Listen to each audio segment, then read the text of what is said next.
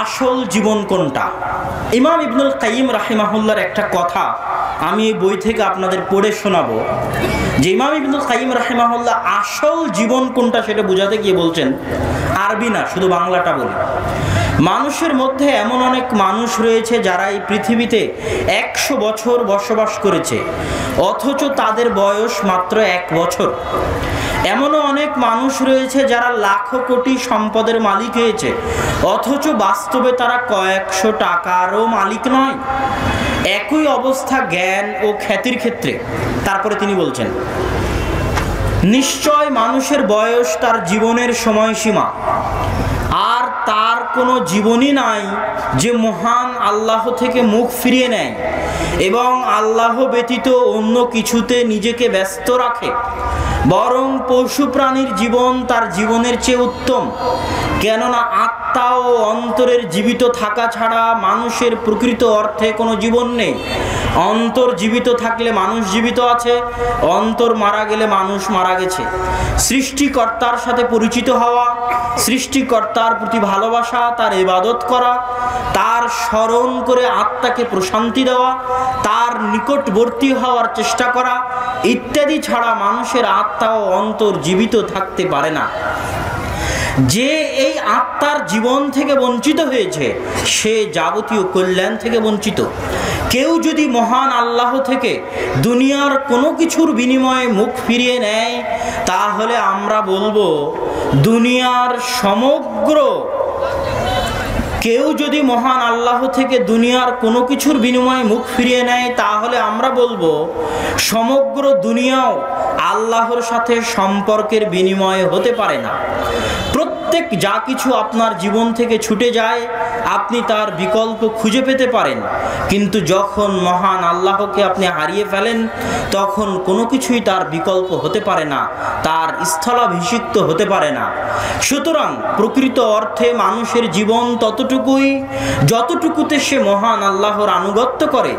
এই জন্যই তো রাসূল সাল্লাল্লাহু আলাইহি ওয়াসাল্লাম বলেছেন, নিশ্চয় দুনিয়া ও তার মাঝে যা কিছু আছে সব কিছু অভিশপ্ত, সব কিছু অভিশপ্ত।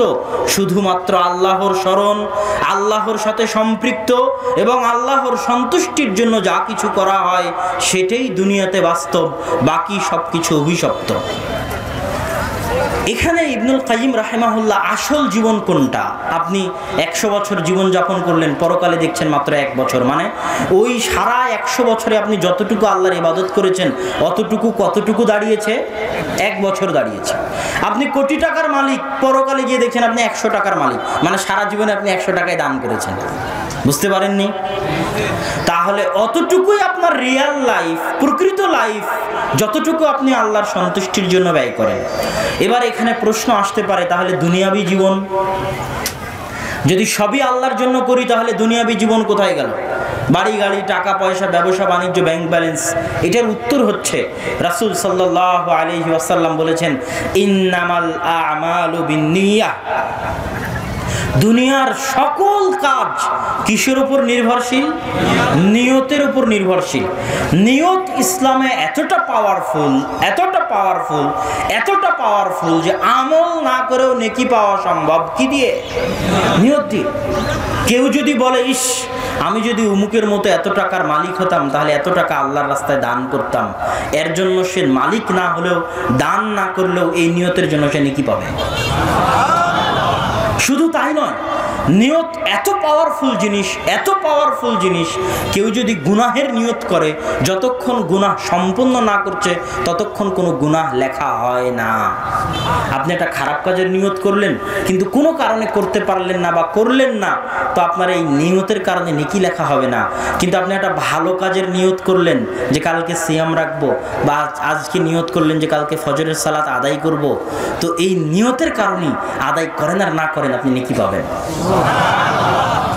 এই জন্য সবসময় চেষ্টা করতে হবে ভালো কাজের নিয়ত করার, কেননা মানসিক পরিবর্তন সবচেয়ে বড় পরিবর্তন, মনের পরিবর্তন সবচেয়ে বড় পরিবর্তন। এই জন্য নিয়তের গুরুত্ব ইসলামে এত বেশি। এবার নিয়ত এত পাওয়ারফুল যে আপনার দুনিয়ার সব কাজকে নেকিতে পরিণত করে দিতে পারে। কি বলেন তো? এমনকি স্ত্রীর সাথে সহবাসও নেকি পাওয়া যেতে পারে যদি নিয়ত শুদ্ধ থাকে। আপনি স্ত্রীর সাথে সহবাস করতেছেন জেনা থেকে বাঁচার জন্য, আপনার স্ত্রীর সাথে সহবাস কিসে পরিণত হবে বলেন তো? নেকিতে। আল্লাহ রাসূলের সরাসরি ডাইরেক্ট হাদিস যে তোমাদের কারো তার স্ত্রীর নিকটে যাওয়া নেকি সাদকা। সাহাবীরা আশ্চর্য, আল্লাহ রাসূল বলেন কি এই কাজ আবার নেকি সাদকা হতে পারে? তখন আল্লাহ শোনো, এই কাজ যদি সে অন্যায় পন্থায় করতো তাহলে কি গুনাহ হতো না? যেই কাজ অন্যায় পন্থা করলে গুনাহ হবে সেই কাজ হালাল পন্থায় করলে নেকি হবে না। এত অদয়ালু আমার আল্লাহ নন। আল্লাহ সুবহানাহু ওয়া তাআলা রহমান রহিম, পরম করুণাময় দয়ালু। যেই কাজ করলে হারাম পন্থায় করলে গুনাহ হবে ওই কাজ হালাল পন্থায় করলে আল্লাহ নেকি দিবেন ওই হারাম থেকে বাঁচার জন্য। স্ত্রীর মুখে এক লোকমা খাবার দিলে নেকি হবে, সন্তান সন্ততির জন্য খরচ করলে নেকি হবে। সব কিছুতে আপনার নিয়ত থাকতে হবে দ্বীনি নিয়ত। টাকা পয়সা উপার্জন করছেন কেন? সন্তান সন্ততিকে দ্বীনের জ্ঞান দিবেন, তারা যেন ফকির মিসকিন হয়ে মানুষের দ্বারে দ্বারে না ঘুরে, পিতা মাতার সেবা করবেন, খেদমত করবেন, আল্লাহর রাস্তায় দান করবেন, এই জন্য টাকা উপার্জন করতেছেন। টাকা কি এই জন্য উপার্জন করা যায় না? এই নিয়ত করে কি টাকা উপার্জন করা যায় না যে আমি কোটি টাকার মালিক হব, আর কোটি টাকার মালিক হয়ে অর্ধেকই আল্লাহর রাস্তায় দিয়ে দিব, অর্ধেকই জামিয়া সালাফিয়াতে দিয়ে দেবো? এই নিয়ত করা যায় না? করা যায়, অস্বাভাবিক কিছু নয়। এই নিয়ত করেই প্রত্যেক ব্যবসায়ীর ব্যবসা করা উচিত, আরো মন দিয়ে, আরো জান প্রাণ দিয়ে। আমি আশ্চর্য হই, মানুষ যখন দুনিয়ার লাইনে থাকে তখন কোটি টাকার নেশা থাকে, আর যখন দিনের লাইনে আসে তখন বলে যে না আর কিছু করব না। এটা ভুল। আল্লাহ আপনাকে ব্যবসা করার গুণ দিয়েছে, ক্ষমতা দিয়েছে, পাওয়ার দিয়েছে। এই গুণ আল্লাহর নেয়ামত। নিয়ামতের অবমূল্যায়ন অধ্যায়ে আলোচনা করব। আপনি যদি ব্যবসা না করেন আপনি নিয়ামতের অবমূল্যায়ন করতেছেন। মন প্রাণ দিয়ে, জান প্রাণ দিয়ে ব্যবসা করতে হবে। আগে করতেন দুনিয়ার জন্য, এখন করবেন দিনের জন্য, আল্লাহর রাস্তায় ব্যয় করার জন্য। তাহলে সমাধান দিয়ে দিলাম, আসল জীবন ওটাই যেটা আল্লাহর জন্য ব্যয় করেছেন, কিন্তু দুনিয়ার সব কাজই আল্লাহর জন্য করা যায়। কথা বুঝতে পারেননি মনে হয়। 100 বছরের মধ্যে 1 বছরই জীবন, যে 1 বছর আপনি আল্লাহর জন্য করেছেন, কিন্তু পুরো 100 বছরই আল্লাহর জন্যই ব্যয় করা যায়। সৌদি আরবের একজন ব্যক্তি আছে, আপনারা আল রাজিহি ব্যাংকের নাম শুনবেন, অনেকেই জানেন না। রাজিহি ব্যাংকের মালিক, ওনার বিজনেস পলিসি এত মজবুত যে ওনার বিজনেস পলিসির একটা অংশ হচ্ছে উনি দিনের জন্য ওয়াকফ করে কোম্পানি খুলেন। যেমন কথার কথা, আমাদের পাশে একজন ব্যবসায়ী আছে, তিনি হয়তো গার্মেন্টস শিল্পে অনেক পারদর্শী। তো গার্মেন্টস শিল্পের মধ্যে পণ্য থাকতে পারে মাফলার, সুইটার, জ্যাকেট, গেঞ্জি, প্যান্ট, এগুলো পণ্য থাকতে পারে। তার মধ্যে উনি একটা পণ্য, কথার কথা প্যান্ট বা কথার কথা শাড়ি পণ্যটার একটা ব্র্যান্ড দিলেন, যে এই শাড়ি জনি প্রিন্ট শাড়ি, একটা ব্র্যান্ড দিলেন। এই ব্র্যান্ড পুরোটাই ওয়াকফ করে দিলেন ফি সাবিলিল্লাহ। কথাটা বুঝেন, পুরো কোম্পানিটাই ওয়াকফ হয়ে গেল কিসের জন্য? ফি সাবিলিল্লাহ। এই কোম্পানিতে এবার যত ইনকাম হবে সব ইনকাম কোথায় ব্যয় হবে? আল্লাহর রাস্তায়। কোথায় ব্যয় হবে? আল্লাহর রাস্তায়। আল রাজিহি ব্যাংকের মালিক এবং তার কোম্পানির মালিক কোটি কোটি টাকা, লাখো কোটি টাকা মানুষ কল্পনা করতে পারবে না আল্লাহর রাস্তায় ব্যয় করে। আমরা যে মাক্তাবা শামেলা ইউজ করি, মাক্তাবা শামেলা তৈরিতে তার অর্থ আছে। সারা সৌদি আরবের বড় বড় শহরে তার অর্থ দিয়ে তৈরি করা মসজিদ আছে। পৃথিবীর বহু শহরে তার দান দক্ষিণা সব কিছু আছে। তাহলে সবসময় বিজনেসে নিজের জন্য করতে হবে এটা কিন্তু নয়। আপনি একটা বিজনেসের একটা শাখা পুরো আল্লাহর জন্য ওয়াকফ করে দেন, ওই ওয়াকফ থেকে যা ইনকাম আসবে সেই ইনকাম আল্লাহর রাস্তায় ব্যয় হবে। তো সম্মানিত উপস্থিতি, আসল জীবন ওটাই যেটা আল্লাহর জন্য ব্যয় করা হয়, কিন্তু পুরো জীবনটাই আল্লাহর জন্য ব্যয় করা সম্ভব। দুনিয়ার বিষয়ে কিছু আয়াত, আগের আলোচনায় হয়তো কিছু আয়াত ছুটে গিয়ে থাকতে পারে, এখানে কিছু আয়াত আপনাদের সামনে পড়ি। আল্লাহ সুবহানাহু ওয়া তাআলা বলছেন, ওয়ামাল হায়াতুদ দুনিয়া ইল্লা লাইব ওয়া লাহু। দুনিয়া হচ্ছে খেল তামাশা মাত্র, ধোঁকা মাত্র।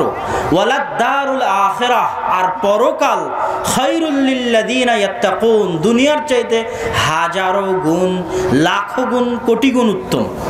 আল্লাহ সুবহানাহু ওয়া তাআলা অন্য আয়াতে বলছেন, আল্লাযীনা ইত্তাখাযু দীনাহুম লাহওয়ান ওয়া লাইবা ওয়া গররাতহুমুল হায়াতুদ দুনিয়া, যাদেরকে দুনিয়া ধোঁকা দিয়েছে, শুনে রাখো, যাদেরকে দুনিয়া ধোঁকা দিতে পেরেছে, ফালইয়াউমা নানসাহুম, আজ কিয়ামতের মাঠে আমি আল্লাহ তাদেরকে ভুলে যাব, কামা নাসু লিকা ইয়াউমিহিম হাযা, যেমন তারা দুনিয়ার বুকে আমার সাক্ষাৎকে ভুলে গেছিল।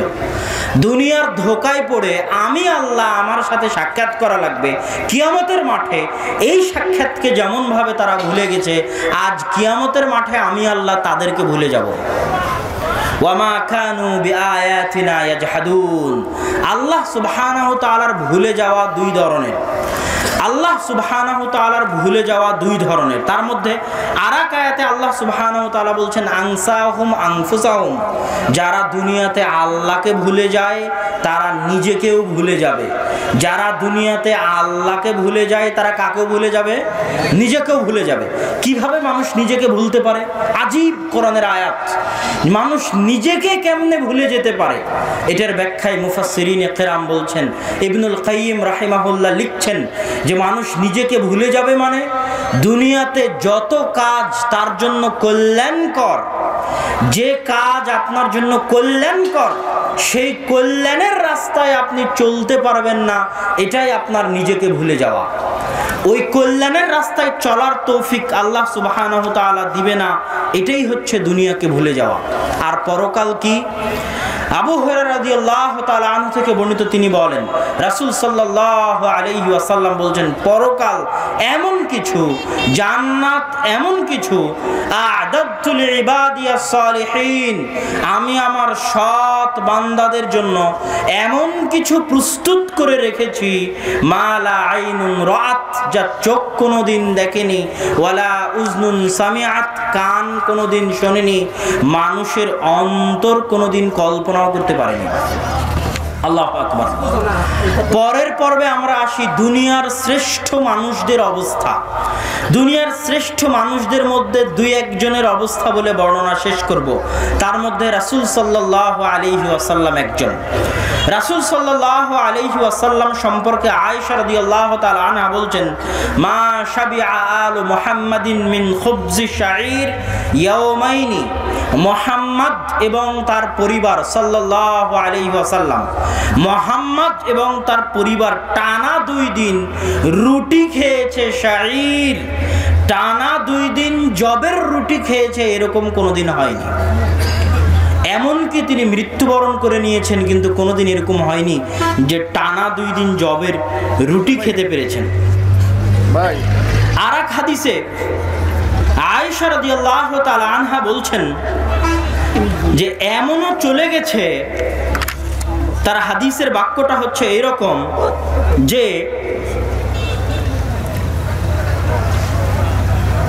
আবু হুরায়রা রাদিয়াল্লাহু তাআলা আনহু থেকে বর্ণিত, তিনি বলেন যে এমনও গেছে যে আমি মেম্বার এবং আয়েশা রাদিয়াল্লাহু তাআলা আনহার ঘরের মাঝামাঝি জায়গায় পড়েছিলাম, একজন ব্যক্তি আসলো, তার পায়ের ধাক্কা আমার গায়ের সাথে লাগলো, সে মনে করছে আমি পাগল, অথচ আমি পাগল নই, আমি ক্ষুধার জ্বালায় এভাবে পড়েছিলাম।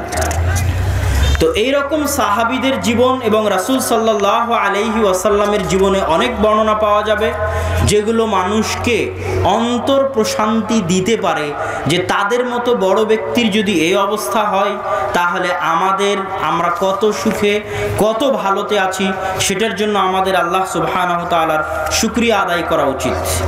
এবার আমরা আসি, রিজিক জানলাম, দুনিয়ার বাস্তবতা জানলাম, কে বোকা কে বুদ্ধিমান সেটা জানলাম, পরকালের সাথে দুনিয়ার তুলনা দেখলাম।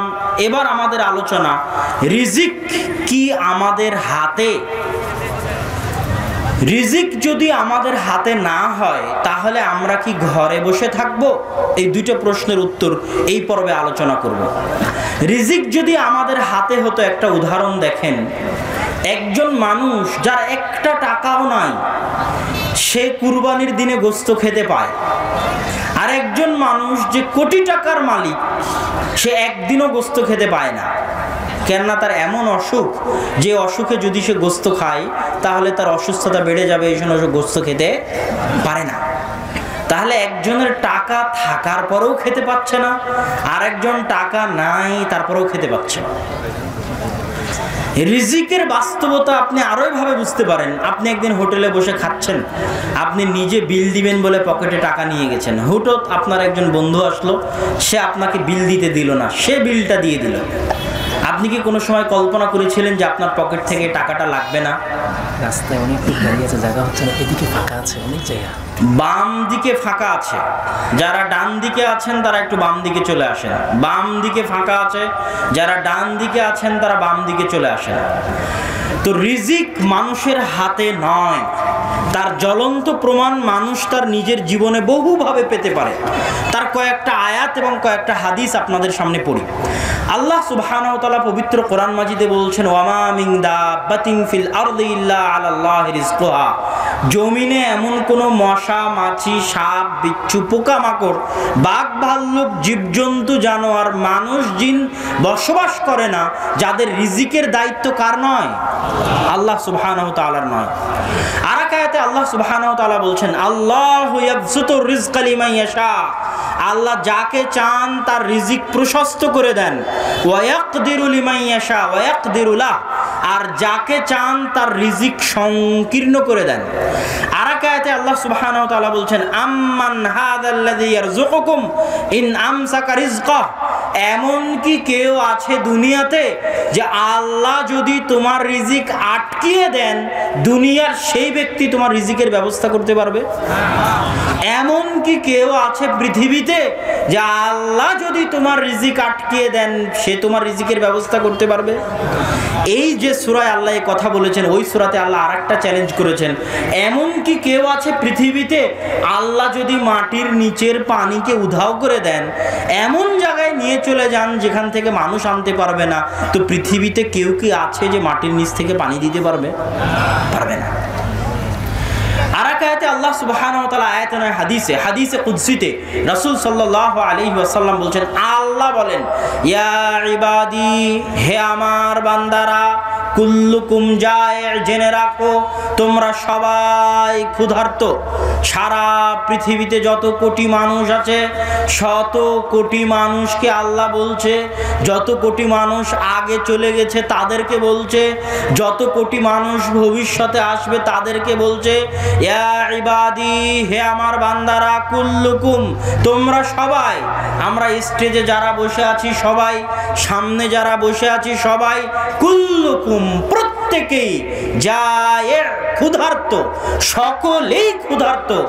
একমাত্র খেতে পায় সে, একমাত্র খেতে পায় সে, ইল্লা মান আতআমতুহু, যাকে আমি আল্লাহ খেতে দিই। আল্লাহু আকবার। আল্লাহ সুবহানাহু ওয়া তাআলার ওপেন চ্যালেঞ্জ, কুল্লুকুম, প্রত্যেকেই, প্রত্যেকেই ক্ষুধার্ত, একমাত্র খেতে পায় সে যাকে আল্লাহ খেতে দেন। ফাস্তাতিমুনি, অতএব দুনিয়ার মানুষ, অতএব দুনিয়ার মানুষ খেতে চাও, খাদ্য চাও, রিজিক চাও, আমি আল্লাহ আমার কাছে, উতইমুকুম, আমি তোমাদেরকে খেতে দেব। আল্লাহু আকবার। তাহলে খাদ্য রুজি কার কাছে চাইতে হবে? আল্লাহ সুবহানাহু ওয়া তাআলার নিকটে। আরেক হাদিসে রাসূল সাল্লাল্লাহু আলাইহি ওয়াসাল্লাম বলছেন, আল্লাহ সুবহানাহু ওয়া তাআলা বলেন হাদিসে কুদসি, ইন্না আউওয়ালাকুম ওয়া আখিরাকুম ওয়া ইনসাকুম ওয়া জিন্নাকুম, হে দুনিয়ার মানুষ, পৃথিবীর প্রথম ব্যক্তি থেকে নিয়ে পৃথিবীর শেষ ব্যক্তি পর্যন্ত, জিনদের শুরু থেকে নিয়ে জিনদের শেষ পর্যন্ত সকলেই যদি আদম থেকে নিয়ে কিয়ামত পর্যন্ত সকল মানুষ, জিনের শুরু থেকে নিয়ে কিয়ামত পর্যন্ত সকল জিন, কামু ফি সাঈদিন ওয়াহিদ, এক মাঠে জমা হয়, এক মাঠে। আজ যেমন এক মাঠে আপনারা হাজারো মানুষ জমা হয়েছেন, এরকম এক মাঠে আল্লাহ বলছেন আদম থেকে নিয়ে কিয়ামত পর্যন্ত সব মানুষ জমা হলো, জিনের শুরু থেকে নিয়ে শেষ পর্যন্ত সব জিন জমা হলো। ফাসালুনি, যার যা চাওয়ার আছে আমার নিকটে চাইলো। কে কোটি টাকার মালিক হতে চায়, চায়। কে কত বিঘা সম্পত্তির মালিক হতে চায় ফাআতাইতু কুল্লা ইনসানিন মাসআলাতা, আমি আল্লাহ একবারে এক বৈঠকে একই সাথে একই মজলিসে আদম থেকে নিয়ে কিয়ামত পর্যন্ত সকল মানুষ সকল জিনের চাওয়া একবারে যে যা চাইলো সব দিয়ে দিলাম একবারে। মা নাকাসা যালিকা মিম্মা ইনদি, একবারে দেওয়ার পরেও আমি আল্লাহ আমার নিকটে যা আছে তার থেকে ততটুকুও কমতি হবে না, ততটুকুও কমতি হবে না। সারা পৃথিবীর সকল মানুষকে সকল জিনকে আদম থেকে নিয়ে কিয়ামত পর্যন্ত একই মাঠে যে যা চাইলো তাকে একবারে তাই দিয়ে দিলাম। তারপরেও আমি আল্লাহ আমার নিকটে যা আছে তাকে অতটুকুও কমতি হবে না। একটা সুই সমুদ্র ডুবানোর পর ওই সুই উঠালে সুইয়ের সাথে লেগে থাকা পানির কারণে সমুদ্রের পানিতে যতটুকু কমতি সৃষ্টি হয় আমার আল্লাহ আমার নিকটে যা আছে তাতে অতটুকুও কমতি হবে না। আল্লাহু আকবার। এটা হচ্ছে আল্লাহ সুবহানাহু, সহিহ মুসলিম হাদিস 6337। তাহলে রিজিক কার হাতে বলেন তো? আল্লাহ সুবহানাহু তাআলার হাতে। চাইতে হবে কার কাছে? আল্লাহর কাছে। রিজিক আর ভাগ্য এত ওতপ্রোতভাবে জড়িত যে আব্দুল্লাহ বিন মাসউদ রাদিয়াল্লাহু তাআলা আনহু থেকে বর্ণিত, তিনি বলেন রাসূল সাল্লাল্লাহু আলাইহি ওয়াসাল্লাম বলছেন, আন্নাহু লাইসা মিন নাফসিন, এমন কোন আত্মা নেই যে আত্মা মৃত্যুবরণ করতে পারে, এমন কোন আত্মা নেই যে আত্মা মৃত্যুবরণ করতে পারে যতক্ষণ না তার ভাগ্যে যে রিজিক লেখা আছে ওই রিজিক ভোগ করে শেষ না করে ততক্ষণ পর্যন্ত ওই আত্মা দুনিয়া থেকে মরতে পারে না। আপনার মৃত্যু আপনাকে যেভাবে খুঁজছে আপনার রিজিক আপনাকে সেভাবে খুঁজছে। কেন আপনি মরবেন না যতক্ষণ না আপনার রিজিক শেষ হয়। যদি আগে বেশি আর যদি আগে কম ভক্ষণ করে থাকেন তো মরার আগে বেশি খাবেন, কিন্তু রিজিক রেখে আপনি দুনিয়া থেকে যাবেন না। আপনার মৃত্যু আপনাকে যেভাবে অনুসন্ধান করে আপনার রিজিক আপনাকে সেভাবে অনুসন্ধান করবে। রিজিক আর আল্লাহর সম্পর্ক বুঝাতে গিয়ে আর দুইটা কথা বলি। মারিয়াম আলাইহিস সালাতু ওয়াস সালাম, ইমরাত ইমরান, ইমরানের স্ত্রী বলল, আল্লাহ আমার পেটে যা আছে আমি তা তোমার রাস্তায় মুহাররার, তোমার রাস্তায় ওয়াকফ করে দিলাম। তারপরে যখন প্রসব হলো দেখলেন মেয়ে সন্তান, অথচ তার ধারণা ছিল হবে ছেলে সন্তান। কেন ছেলে সন্তান কি আল্লাহর রাস্তায় দেওয়া যায়? মেয়ে তো পর্দার বস্তু, কেমনে আল্লাহর রাস্তায় দিবেন? আল্লাহ বলছেন আল্লাহু আ'লামু বিমা ওয়াদাআত, সে যে মেয়ে সন্তান দিচ্ছে এটা আল্লাহ আগে থেকেই জানেন। ওর আশ্চর্য হওয়ার এখানে কিছু নাই, আল্লাহ আগে থেকেই জানেন সে মেয়ে সন্তান দিচ্ছে। আল্লাহ সুবহানাহু ওয়া তাআলা তার নাম রাখলেন মারিয়াম, তার দায়িত্ব দেওয়া হলো জাকারিয়া, জাকারিয়া নবী। খাদেমা করে দেওয়া হলো বাইতুল মাকদিসের, বাইতুল মাকদিস ঝাড়ু দেওয়া পরিষ্কার করা দায়িত্ব তার। খালু জাকারিয়া আলাইহিস সালাতু ওয়াস সালাম নবী, তাকে করা হলো দায়িত্বশীল। কুল্লামা দাখালা আলাইহা জাকারিয়াল মিহরাব ওয়াজাদা ইনদাহা রিজকা, যখনই জাকারিয়া মারিয়ামের মেহরাবে প্রবেশ করে তখনই দেখে তার নিকটে অসময়ের রিজিক, অসময়ের ফল, অসময়ের আম, অসময়ের জাম, কাঁঠাল, লিচু, কমলা, আপেল। তখন সে বলে, ইয়া মারিয়াম আন্না লাকি হাযা, মারিয়াম অসময়ের এই খাবার কোথায় থেকে আসলো? মারিয়াম বলছেন, ইন্নাল্লাহা ইয়ারযুকু মান ইয়াশা বিগাইরি হিসাব, আল্লাহ যাকে চান তাকে বেহিসাব রিজিক দিতে পারেন। এই দৃশ্য দেখার পর জাকারিয়ার অন্তরে কামনা জাগলো, আহ, ইমরানকে যদি আল্লাহ এরকম একজন মেয়ে দিতে পারে যাকে আল্লাহ খাদ্য পাঠান, আমাকে কি আল্লাহ এরকম একটা সন্তান দিতে পারেন না? হুনালিকা দা জাকারিয়া রাব্বাহ, সাথে সাথে জাকারিয়া মেহরাবে দাঁড়িয়ে গেলেন সালাতের জন্য, আল্লাহকে ডাকার জন্য। আল্লাহকে ডাকার সবচেয়ে বড় মাধ্যম কি বলেন তো? জাকারিয়ার মনে চাইলো একটা সন্তান, জাকারিয়া সালাতে দাঁড়িয়ে গেলেন। দাঁড়িয়ে গিয়ে বলছেন, আল্লাহ আমি বৃদ্ধ হয়ে গেছি, ওয়াস্তাআলার রাসু শাইবা, আমার চুল পেকে সাদা হয়ে গেছে, ওয়ামরাতি আকির, আমার স্ত্রী বন্ধ্যা, আমার স্ত্রী আগে থেকেই বন্ধ্যা, যখন যুবক ছিলাম তখন আমার সন্তান জন্ম দেওয়ার ক্ষমতা ছিল, আমার স্ত্রী বন্ধ্যা ছিল, সন্তান হয়নি। আজ আরো বিপরীত, আজ আমি বৃদ্ধ হয়ে গেছি, চুল পেকে গেছে, আজ আমারও সন্তান জন্ম দেওয়ার ক্ষমতা নাই, আবার আমার স্ত্রীও বন্ধ্যা, আবার আমার স্ত্রীও বৃদ্ধা, সন্তান হওয়া এখন অসম্ভব। অসম্ভব নয়? কি বলেন? কথা বলছেন না কেন? অবশ্যই অসম্ভব নয়, অবশ্যই অসম্ভব। ওনার স্ত্রী বন্ধ্যা আর উনার চুল পেকে গেছে, উনি হয়ে গেছেন বৃদ্ধ, সন্তান জন্ম দেওয়া অসম্ভব। হে আল্লাহ, এই অসম্ভব জানার পরেও আমি তোমার নিকটে চাইছি যে তুমি আমাকে সন্তান দাও।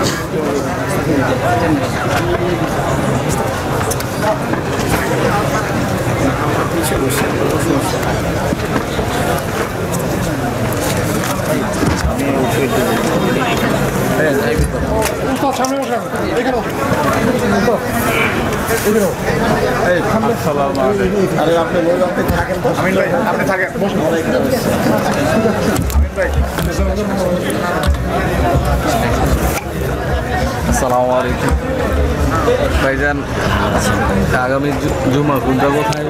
কেন্দুয়া, কাঞ্চন।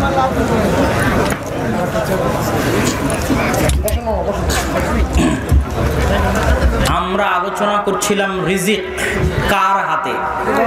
আলোচনা শেষে আমরা এতটুকু স্পষ্ট করতে পেরেছি, জি আপনারা হইচই না করে চুপচাপ বসেন। আমরা আলোচনা থেকে স্পষ্ট করতে পেরেছি যে রিজিক আল্লাহ সুবহানাহু ওয়া তাআলার হাতে।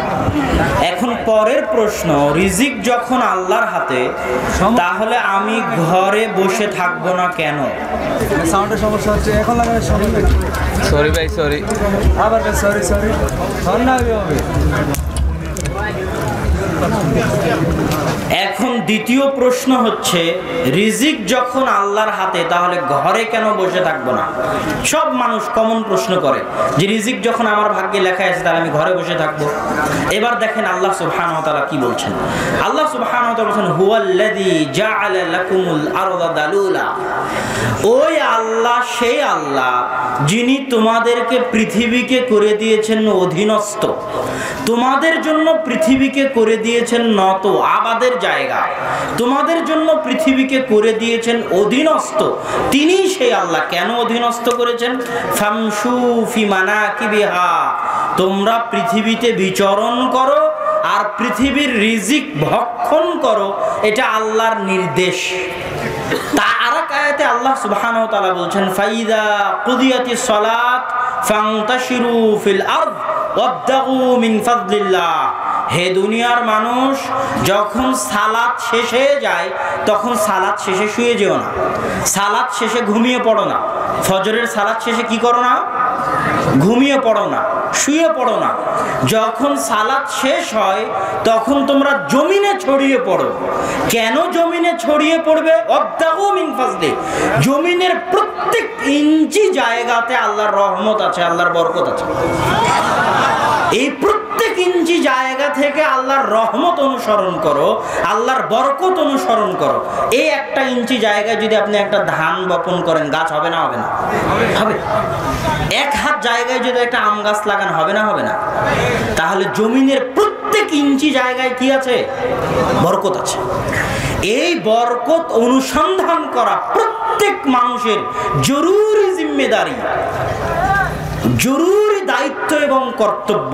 যে করবে না সে আল্লাহর নেয়ামতের অবমূল্যায়ন করবে, আল্লাহর দয়াকে পা দিয়ে ধাক্কা দিবে, আল্লাহর অনুগ্রহকে পদদলিত করবে।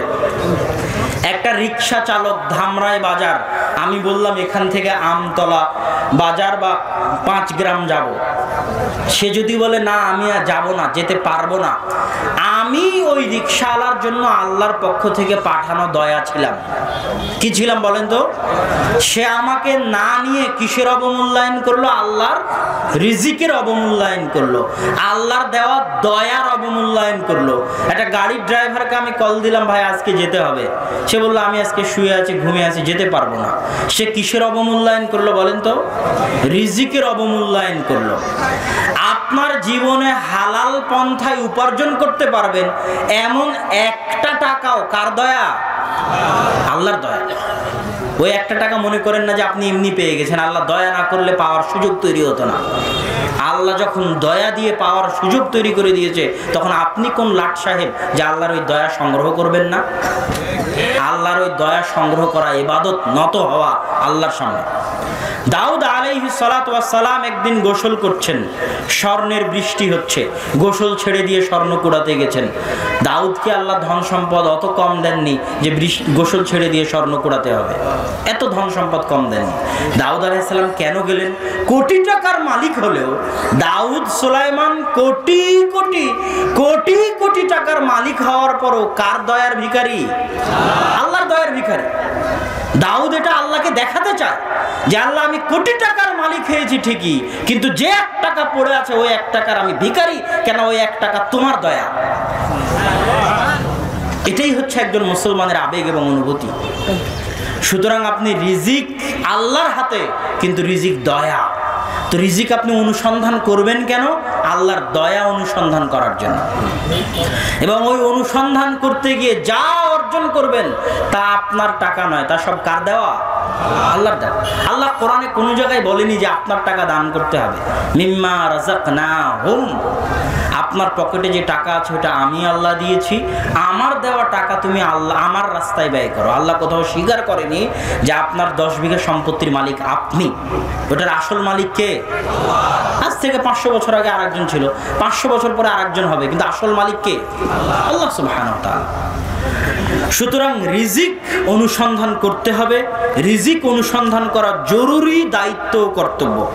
আলোচনা আমি সংক্ষিপ্ত করে দিচ্ছি, রিজিক বাড়বে কিভাবে। রিজিক বাড়া মানে হচ্ছে বরকত। ইসলামে রিজিক বৃদ্ধি মানে কি বলেন তো? বরকত। আগে বরকত জিনিসটা বুঝেন যে বরকত কি। রাসূল সাল্লাল্লাহু আলাইহি ওয়াসাল্লাম মাত্র 23 বছর, মাত্র 23 বছর তিনি দাওয়াত দিয়েছেন। মাত্র কত বছর? 23 বছর। আব্দুর রাজ্জাক বিন ইউসুফ দাওয়াত দিচ্ছেন 30 বছর থেকে। কত বছর থেকে? আর আল্লাহ রাসূল মাত্র দাওয়াত দিয়েছেন কয় বছর? 23 বছর। তার দাওয়াত, তার জীবনে বরকত এত বেশি ছিল, এত বেশি ছিল যে তার ওই 23 বছর সারা পৃথিবীতে বিপ্লব সৃষ্টি করে দিয়েছে। এটা হচ্ছে বরকত। অল্প সময় কাজ বেশি, কাজে বরকত বেশি, এর নাম হচ্ছে বরকত। স্থায়িত্ব হওয়া, টিকে থাকা, এটা হচ্ছে বরকত। ইসলামের রিজিক বৃদ্ধি মানে রিজিকে বরকত হওয়া। রিজিক বৃদ্ধি মানে কি বলেন তো? রিজিকে এবার দুটো মূলনীতি বুঝে যান। সকল বরকতের উৎস আল্লাহ। সকল বরকতের উৎস কি? আল্লাহ এবং আল্লাহর সাথে সম্পৃক্ত যা কিছু আছে সবই বরকতের উৎস। যেমন আল্লাহর সাথে সম্পৃক্ত হচ্ছে আল্লাহর নাম। আল্লাহর নাম কার সাথে সম্পৃক্ত? আল্লাহর সাথে সম্পৃক্ত। এখন আল্লাহর নাম যেখানেই নেবেন সেখানেই বরকত হবে। আল্লাহর নাম যেখানেই নেবেন সেখানেই বরকত হবে। আল্লাহর নাম এত পাওয়ারফুল, এত পাওয়ারফুল যে আল্লাহর নাম ব্যতীত জবেহ করা প্রাণী আপনার জন্য হারাম। আল্লাহর নাম এত পাওয়ারফুল, আর যেখানে আল্লাহর নাম নেবেন সেখানে বরকত হবে। এবার সকল বরকতের উৎস যেমন আল্লাহ, ঠিক সকল বরকত নষ্টের মাধ্যম হচ্ছে শয়তান।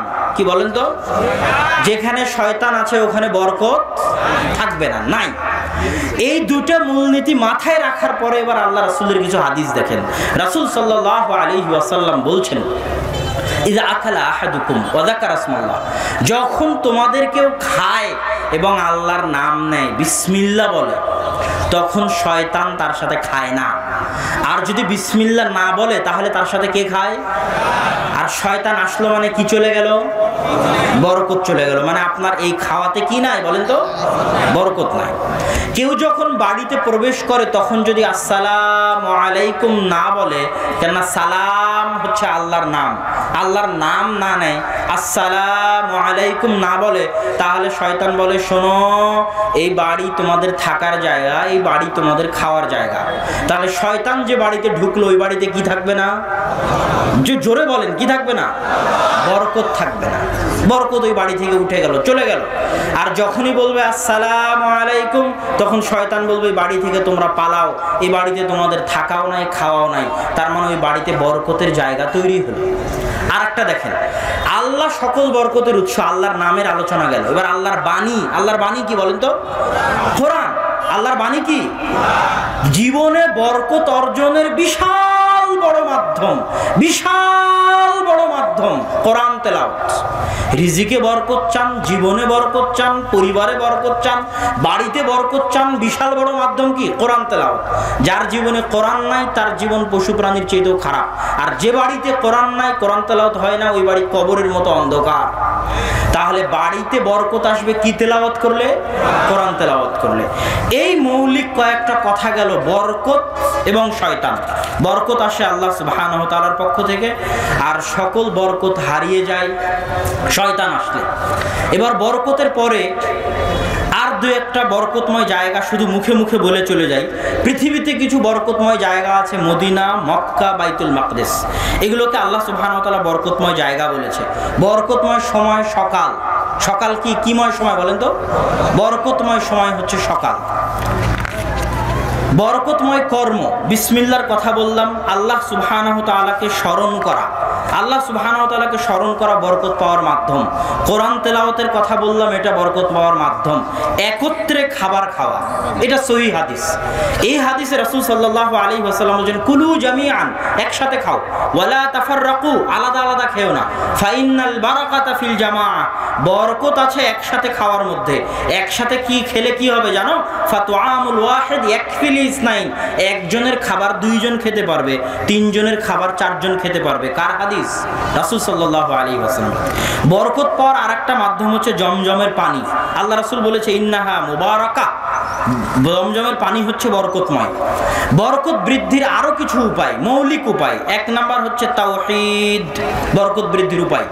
আল্লাহ সুবহানাহু ওয়া তাআলা কোরআন মাজিদে বলছে ওয়ালাউ আন্না আহলাল কুরা আমানু, যদি দুনিয়ার মানুষ ঈমান আনতো, ওয়াত্তাকাও, এবং তাকওয়াবান হতো, তাহলে আমি আল্লাহ ফাতাহনা আলাইহিম বারাকাতিস সামাই ওয়াল আরজ, আসমান জমিনের সকল বরকতের দরজা তাদের জন্য উন্মুক্ত করে দিতাম। তাহলে বরকতের দরজা উন্মুক্ত হওয়ার মাধ্যম হচ্ছে তাওহীদ। আরো অনেক আয়াত আছে, আমি একটা একটা করে বলে চলে যাচ্ছি। বরকত পাওয়ার, রিজিক বৃদ্ধি হওয়ার একটা মাধ্যম ক্ষমা প্রার্থনা করা। দলিল আল্লাহ সুবহানাহু ওয়া তাআলা কোরআনে বলছে নূহ আলাইহিস সালামের ঘটনা, ফাকুল তুস্তাগফিরু রাব্বাকুম ইন্নাহু কানা গাফফারা, তোমরা তোমাদের প্রতিপালকের ক্ষমা প্রার্থনা করো, তিনি ক্ষমাশীল। যদি তোমরা আল্লাহর নিকটে ক্ষমা প্রার্থনা করে কি হবে জানো? ইউরসিলিস সামা আলাইকুম মিদরারা, আসমান তোমাদের উপর বৃষ্টি বর্ষণ করবে মুষলধারে। ওয়া ইমদিদকুম বিআমওয়ালি ওয়া মানিন, আল্লাহ তোমাদেরকে ধন সম্পদ দিবে, সন্তান সন্ততি দিবে। ওয়া ইয়াজআল লাকুম জান্নাতি ওয়া ইয়াজআল লাকুম আনহারা, তোমাদের জন্য বাগান দিবে, নদী নালা দিবে, যদি তোমরা আল্লাহর নিকটে কি করো? ক্ষমা প্রার্থনা করো। একটা ঘটনা সহিহ সূত্রে, ওমর রাদিয়াল্লাহু তাআলা আনহু মানুষকে নিয়ে চলে গেলেন বৃষ্টি প্রার্থনা করতে। কি প্রার্থনা করতে? বৃষ্টি প্রার্থনা করতে গিয়ে তিনি মানুষকে বলছেন সবাই ক্ষমা চাও, আস্তাগফিরুল্লাহ আল্লাযী লা ইলাহা ইল্লা হুয়াল হাইয়ুল কাইয়্যুম ওয়া আতুবু ইলাইহি, আল্লাহর নিকটে ক্ষমা চাও, আস্তাগফিরুল্লাহ ওয়া আতুবু ইলাইহি বলতে থাকো, আল্লাহর নিকটে ক্ষমা চাও। তখন তাকে জিজ্ঞেস করা হচ্ছে আপনি এটা কেন করছেন? আল্লাহ সুবহানাহু ওয়া তাআলার নিকটে বৃষ্টি প্রার্থনা না করে ক্ষমা কেন প্রার্থনা করতেছেন? তখন তিনি এই আয়াত তেলাওয়াত করলেন, যে আয়াতে আল্লাহ বলছে ফাকুল তুস্তাগফিরু রাব্বাকুম ইন্নাহু কানা গাফফারা ইরসিলিস সামা আলাইকুম মিদরারা, যদি তোমরা আল্লাহর নিকটে ক্ষমা প্রার্থনা করো আসমান বৃষ্টি বর্ষণ করবে মুষলধারে। আল্লাহ, তাহলে আসমান বৃষ্টি বর্ষণ করে না কেন? গুনাহের কারণে। আর জীবনে বরকত আসতে পারে ক্ষমার কারণে। এবার আল্লাহর উপর ভরসা, আল্লাহর উপর ভরসার বিষয়ে রাসূল সাল্লাল্লাহু আলাইহি ওয়াসাল্লামের একটা হাদিস ওমর রাদিয়াল্লাহু তাআলা আনহু বর্ণনা করেছেন, লাউ আন্নাকুম তাওয়াক্কালুনা আলাল্লাহি হাক্কা তাওয়াক্কুলি, যদি তোমরা আল্লাহর উপর সত্যিকার ভরসা করতে পারো তাহলে একটা জিনিস জেনে রাখো, লা রুজিকতুম কামা তুরজাকুত তায়র, তোমাদেরকে ওইভাবে রিজিক দেওয়া হবে যেভাবে পাখিকে রিজিক দেওয়া হয়। তাকদু খিমাসাও ওয়া তারুহু বিতানা, একটা পাখি সকালবেলা বের হয় খালি পেটে আর সন্ধ্যাবেলা ফেরে ভরা পেটে। সে কি নিজের জন্য কিছু জমা করে রাখে? রাখে না। জমা করে না রাখার পরেও আজকেও পৃথিবীর লাখো কোটি পাখি খালি পেটে বের হয়েছে, ভরা পেটে ফিরেছে। যদি তোমরা সত্যিকার আল্লাহর উপর ভরসা করতে পারো, আল্লাহ তোমাদেরকে এইভাবেই রিজিক দিবেন যেভাবে পাখিকে রিজিক দেন। আর এক আয়াতে আল্লাহ সুবহানাহু ওয়া তাআলা বলছে, যে আল্লাহর উপর ভরসা করবে এবং আল্লাহকে ভয় করবে তাকে আল্লাহ রিজিক দিবে এমন ভাবে, মিন হাইসু লা ইহতাসিব, এমন জায়গা থেকে তাকে রিজিক দিবে যে কল্পনাও করতে পারবে না যে এখান থেকে তার রিজিক আসতে পারে। আল্লাহু আকবার। এটা আল্লাহকে ভরসা করা এবং আল্লাহকে ভয় করা। আরেকটা আসি, আত্মীয়তার সাথে সম্পর্ক রক্ষা করা। রাসূল সাল্লাল্লাহু আলাইহি ওয়াসাল্লাম বলছেন, মান সাররাহু আন ইউবসাতা লাহু ফি রিজকি, কেউ যদি চায় যে তার রিজিক প্রশস্ত করা হোক, তার হায়াত বৃদ্ধি করা হোক, সে যেন আত্মীয়তার সম্পর্ক রক্ষা করে।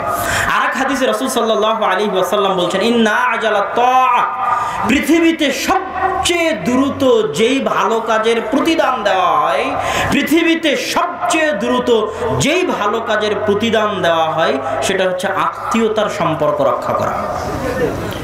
আমি এটা বলতে চাই না, কিন্তু আব্বু পাশে বসে আছে তাও বলতেছি, আমি এটাই মনে করি যে আব্বু তার জীবনে যে রহমত বরকত অর্জন করেছে এটার পুরোটার অনেকাংশের একটা বড় ভিত্তি হচ্ছে আত্মীয়দের সাথে খোঁজ খবর রক্ষা করা, আত্মীয়দের সাথে সুসম্পর্ক রক্ষা করা। এটা আমার কাছে মনে হয় আব্বুর ক্ষেত্রে। তো আত্মীয়দের সাথে, ভাই বোনের সাথে সুসম্পর্ক রক্ষা করা পৃথিবীতে এমন কঠিন কাজ, সহি আকীদার দোহাই দিয়ে এটা থেকে পার পাওয়া যাবে না। শত মানুষ ফোন করে বলে যে আমি সহি আকীদে অংশগ্রহণ করেছি, আমার ভাই সহি আকীদে আসেনি, তার সাথে কি সম্পর্ক রক্ষা করব? আমার বাপ সহি আকীদে আসেনি, বেদাতি, তার সাথে কি সম্পর্ক রক্ষা করব? এই প্রশ্ন করা মানে সে এখনো ইসলাম বুঝেনি। সহি আকীদা দিয়ে আত্মীয়তার সম্পর্ক থেকে রক্ষা পাওয়া যাবে না। যদি মুশরিক হয়, কাফের হয়, তবুও ভালো সম্পর্ক রক্ষা করতে হবে, না হলে রিজিক উঠে যাবে, বরকত উঠে যাবে। তাহলে আত্মীয়তার সম্পর্ক এমন ভয়ঙ্কর যে আত্মীয় তার সম্পর্ককে আল্লাহ বলেছে, শোনো, যে তোমার সাথে সম্পর্ক রক্ষা করবে আমি আল্লাহ তার সাথে সম্পর্ক রক্ষা করব। আত্মীয়তার সম্পর্ক শোনো, যে তোমার সাথে সম্পর্ক ছিন্ন করে দিবে আমি আল্লাহ তার সাথে সম্পর্ক ছিন্ন করে দেব। 3 নাম্বার, আল্লাহর রাস্তায় ব্যয় করা। আরো অনেক পয়েন্ট আছে। আল্লাহর রাস্তায় ব্যয় করলে ধন সম্পদ বৃদ্ধি পায়, এটা আল্লাহর ওয়াদা, কিন্তু মানুষ বুঝে না কেমনে বৃদ্ধি পাবে। বিবাহ করলে ধন সম্পদ বৃদ্ধি পাবে, এটা আল্লাহ রাসূলের ওয়াদা, মানুষ বুঝে না কেমনে বৃদ্ধি পাবে। সন্তান সন্ততি বেশি হলে ধন সম্পদ বৃদ্ধি হবে, এটা আল্লাহ রাসূলের ওয়াদা, মানুষ বুঝে না কেমনে বৃদ্ধি পাবে। আমি এই দান করা, বিবাহ করা এবং সন্তান সন্ততি হওয়া, তিনটাকে একসাথে উদাহরণ দিয়ে বলে আজকের বক্তব্যের শেষের দিকে চলে যাব। তার আগে একটা হাদিস বলি। রাসূল সাল্লাল্লাহু আলাইহি ওয়াসাল্লামের যুগে একজন ব্যক্তি আল্লাহর রাসূলের দরবারে আহলে সুফা মসজিদে বসে কোরআন এবং হাদিসের জ্ঞান অর্জন করত। তার ভাই একদিন আল্লাহ রাসূলকে এসে বলছে, আল্লাহ রাসূল, ফাশাকাল মুহতারিফ আখাহু ইলান নবী, তার যে ভাইটা উপার্জন করে সে এসে আল্লাহ রাসূলকে বলছে, আল্লাহ রাসূল, আমার ভাই আপনার দরবারে সারাদিন বসে থাকে, বাড়ির কোনো কাজ কারবার করে না, এখানেই কোরআন এবং হাদিস তেলাওয়াত করে জ্ঞান অর্জন করে, আমার ইনকামে অনেক সমস্যা হয়। তখন রাসূল সাল্লাল্লাহু আলাইহি ওয়াসাল্লাম তাকে বললেন, লাআল্লাকা তুরযাকু বিহ, শোনো, তোমার ভাই আহলে সুফাদের সাথে কোরআন তেলাওয়াত করে, হাদিস মুখস্থ করে, তোমার সাথে ইনকামে সহযোগিতা করতে পারে না। তুমি একটা জিনিস জেনে রাখো, তুমি যতটুকু ইনকাম করো ততটুকু তুমি যে তোমার এই ভাই, যে ভাই আমার আহলে সুফায় পড়তেছে, তার খরচ বহন করতেছো, এর খরচ বহন করার কারণেই তুমি যতটুকু রিজিক পাও অতটুকু পেয়ে থাকো। কথা যদি বুঝতে না পারেন তাহলে আমি বুঝাতে ব্যর্থ। এবার এটাকে আরো স্পষ্ট করি। পৃথিবীতে সব মানুষ নিজ নিজ ভাগ্য নিয়ে আসেনি, যেটা শুরুতে আলোচনা করেছি যে কেউ নিজের রিজিক ছাড়া দুনিয়া থেকে যাবে না, সবাই নিজ নিজ রিজিক এনেছে। এবার দেখেন, আপনার যখন আপনি একাই ছিলেন তখন আল্লাহ আপনার একার রিজিক আপনাকে দিত। আজকে আপনি বিবাহ করলেন, আপনার স্ত্রী কি তার রিজিক নিয়ে দুনিয়াতে আসেনি? বিবাহ করে আপনি তাকে ঘরে নিয়ে আসলেন, এখন ওর রিজিক আল্লাহ কার মাধ্যমে আপনার কাছে পৌঁছাবে? আপনার মাধ্যমে পৌঁছাবে। কেন? ওর রিজিক তো আল্লাহকে দিতে হবে, এটা তো আল্লাহর দায়িত্ব। ও তো ঘরে বসে আছে, ও তো চাকরি করতে যায় না। শত শত স্ত্রী, হাজারো লাখো স্ত্রী আছে যারা যায় না কি করতে? চাকরি করতে যায় না, বাড়িতে কাজ করতেছে, সন্তান সন্ততি লালন পালন করতেছে। সে কি রিজিক নিয়ে আসেনি? তার রিজিক আল্লাহ কার হাত দিয়ে দিবে? আপনার হাত দিয়ে দিবে। আজকে একটা সন্তান হলো, সে কি রিজিক নিয়ে আসেনি? ওই সন্তানের ভাগ্যে যদি গোস্ত খাওয়া লেখা থাকে, তো ওই গোস্ত খাওয়ার টাকা আল্লাহ কার হাত দিয়ে দিবে? আপনার হাত দিয়ে দিবে। ওর ভাগ্যে যদি ভালো পোশাক আশাক লেখা থাকে, তো ওই ভালো পোশাক আশাকের টাকা আল্লাহ কার হাত দিয়ে দিবে? আপনার হাত দিয়ে দিবে। তাহলে আগে যখন আপনি একাই ছিলেন, তখন আপনার একার রিজিক আপনার কাছে আসতো। স্ত্রী আসলো, স্ত্রীর রিজিক যোগ হলো, স্ত্রীর রিজিক আপনার কাছে আসে। সন্তান যোগ হলো, সন্তানের রিজিক আল্লাহ আপনার কাছে পাঠায়। এবার মাদ্রাসার দুটো এতিম সন্তান, যেটা দানের কথা আসলো, ওই দুটো এতিমের কি রিজিক নাই? রিজিক আছে। ওই দুটো এতিমের রিজিকের দায়িত্ব যদি আপনি বহন করেন, তো ওই দুটো এতিমের রিজিকের টাকা আল্লাহ কার হাত দিয়ে দিবে? আপনার হাত দিয়ে দিবে। এটা কার দায়িত্ব? আল্লাহর দায়িত্ব। আপনি পৃথিবীর যত মানুষের রিজিকের দায়িত্ব উঠাবেন, তত মানুষের রিজিকের ব্যবস্থা আল্লাহ আপনার হাত দিয়ে করে দিবে। যত মানুষের, কেননা আসল রিজিক দাতাকে আপনি না উঠালেও কি ওদের ভাত হতো না? কে দিত? আপনি উঠিয়ে দেখেন, আল্লাহ আপনার মাধ্যম দিয়ে দিবে। এটাই হলো দান করা, বিবাহ করা, সন্তান সন্ততি বেশি হওয়ার ফল। লা তাকতুলু আওলাদাকুম খাশিয়াতা ইমলাক নাহনু নারযুকুকুম ওয়া ইয়াহুম। হে মানুষ, তোরা দারিদ্রতার ভয়ে সন্তান হত্যা করিস না, কেননা এখন পর্যন্ত তুই তোর নিজের রিজিকের মালিক হতে পারিসনি। এখন পর্যন্ত তোর রিজিকের দায়িত্ব আমি আল্লাহ আমার উপরে, তোকে খাওয়াই আমি, তোর সন্তান হলে তাকেও খাওয়াবো আমি। পৃথিবী চালায় আল্লাহ, কিভাবে চালাতে হবে এটা কে ভালো বোঝেন? আল্লাহ ভালো বোঝেন। অতএব সন্তান কম নেবেন রিজিকের ভয়ে, মানে আপনি আল্লাহকে এখনো চিনেন না। কি করতে পারেননি? চিনতে পারেননি। আপনি যদি মনে করেন সন্তান নিলে খাওয়াবো কি পড়াবো কি, মানে আপনি কাকে অপমান করছেন জানেন? আল্লাহর দয়াকে, আল্লাহর রহমতকে, আল্লাহর রিজিক দিতে পারার ক্ষমতাকে, আল্লাহর এই ওয়াদাকে। ওয়ামা মিন দাব্বাতিন ফিল আরদি ইল্লা আলাল্লাহি রিজকুহা। জমিনে এমন কোনো পশু প্রাণী, মানুষ, জিন জন্তু বসবাস করে না যাদের রিজিকের দায়িত্ব কে পালন করে না? আল্লাহ। আপনি যখনই টাকার ভয়ে সন্তান কম নেবেন, তখনই আপনি আল্লাহর এই ওয়াদার সাথে ঠাট্টা করছেন।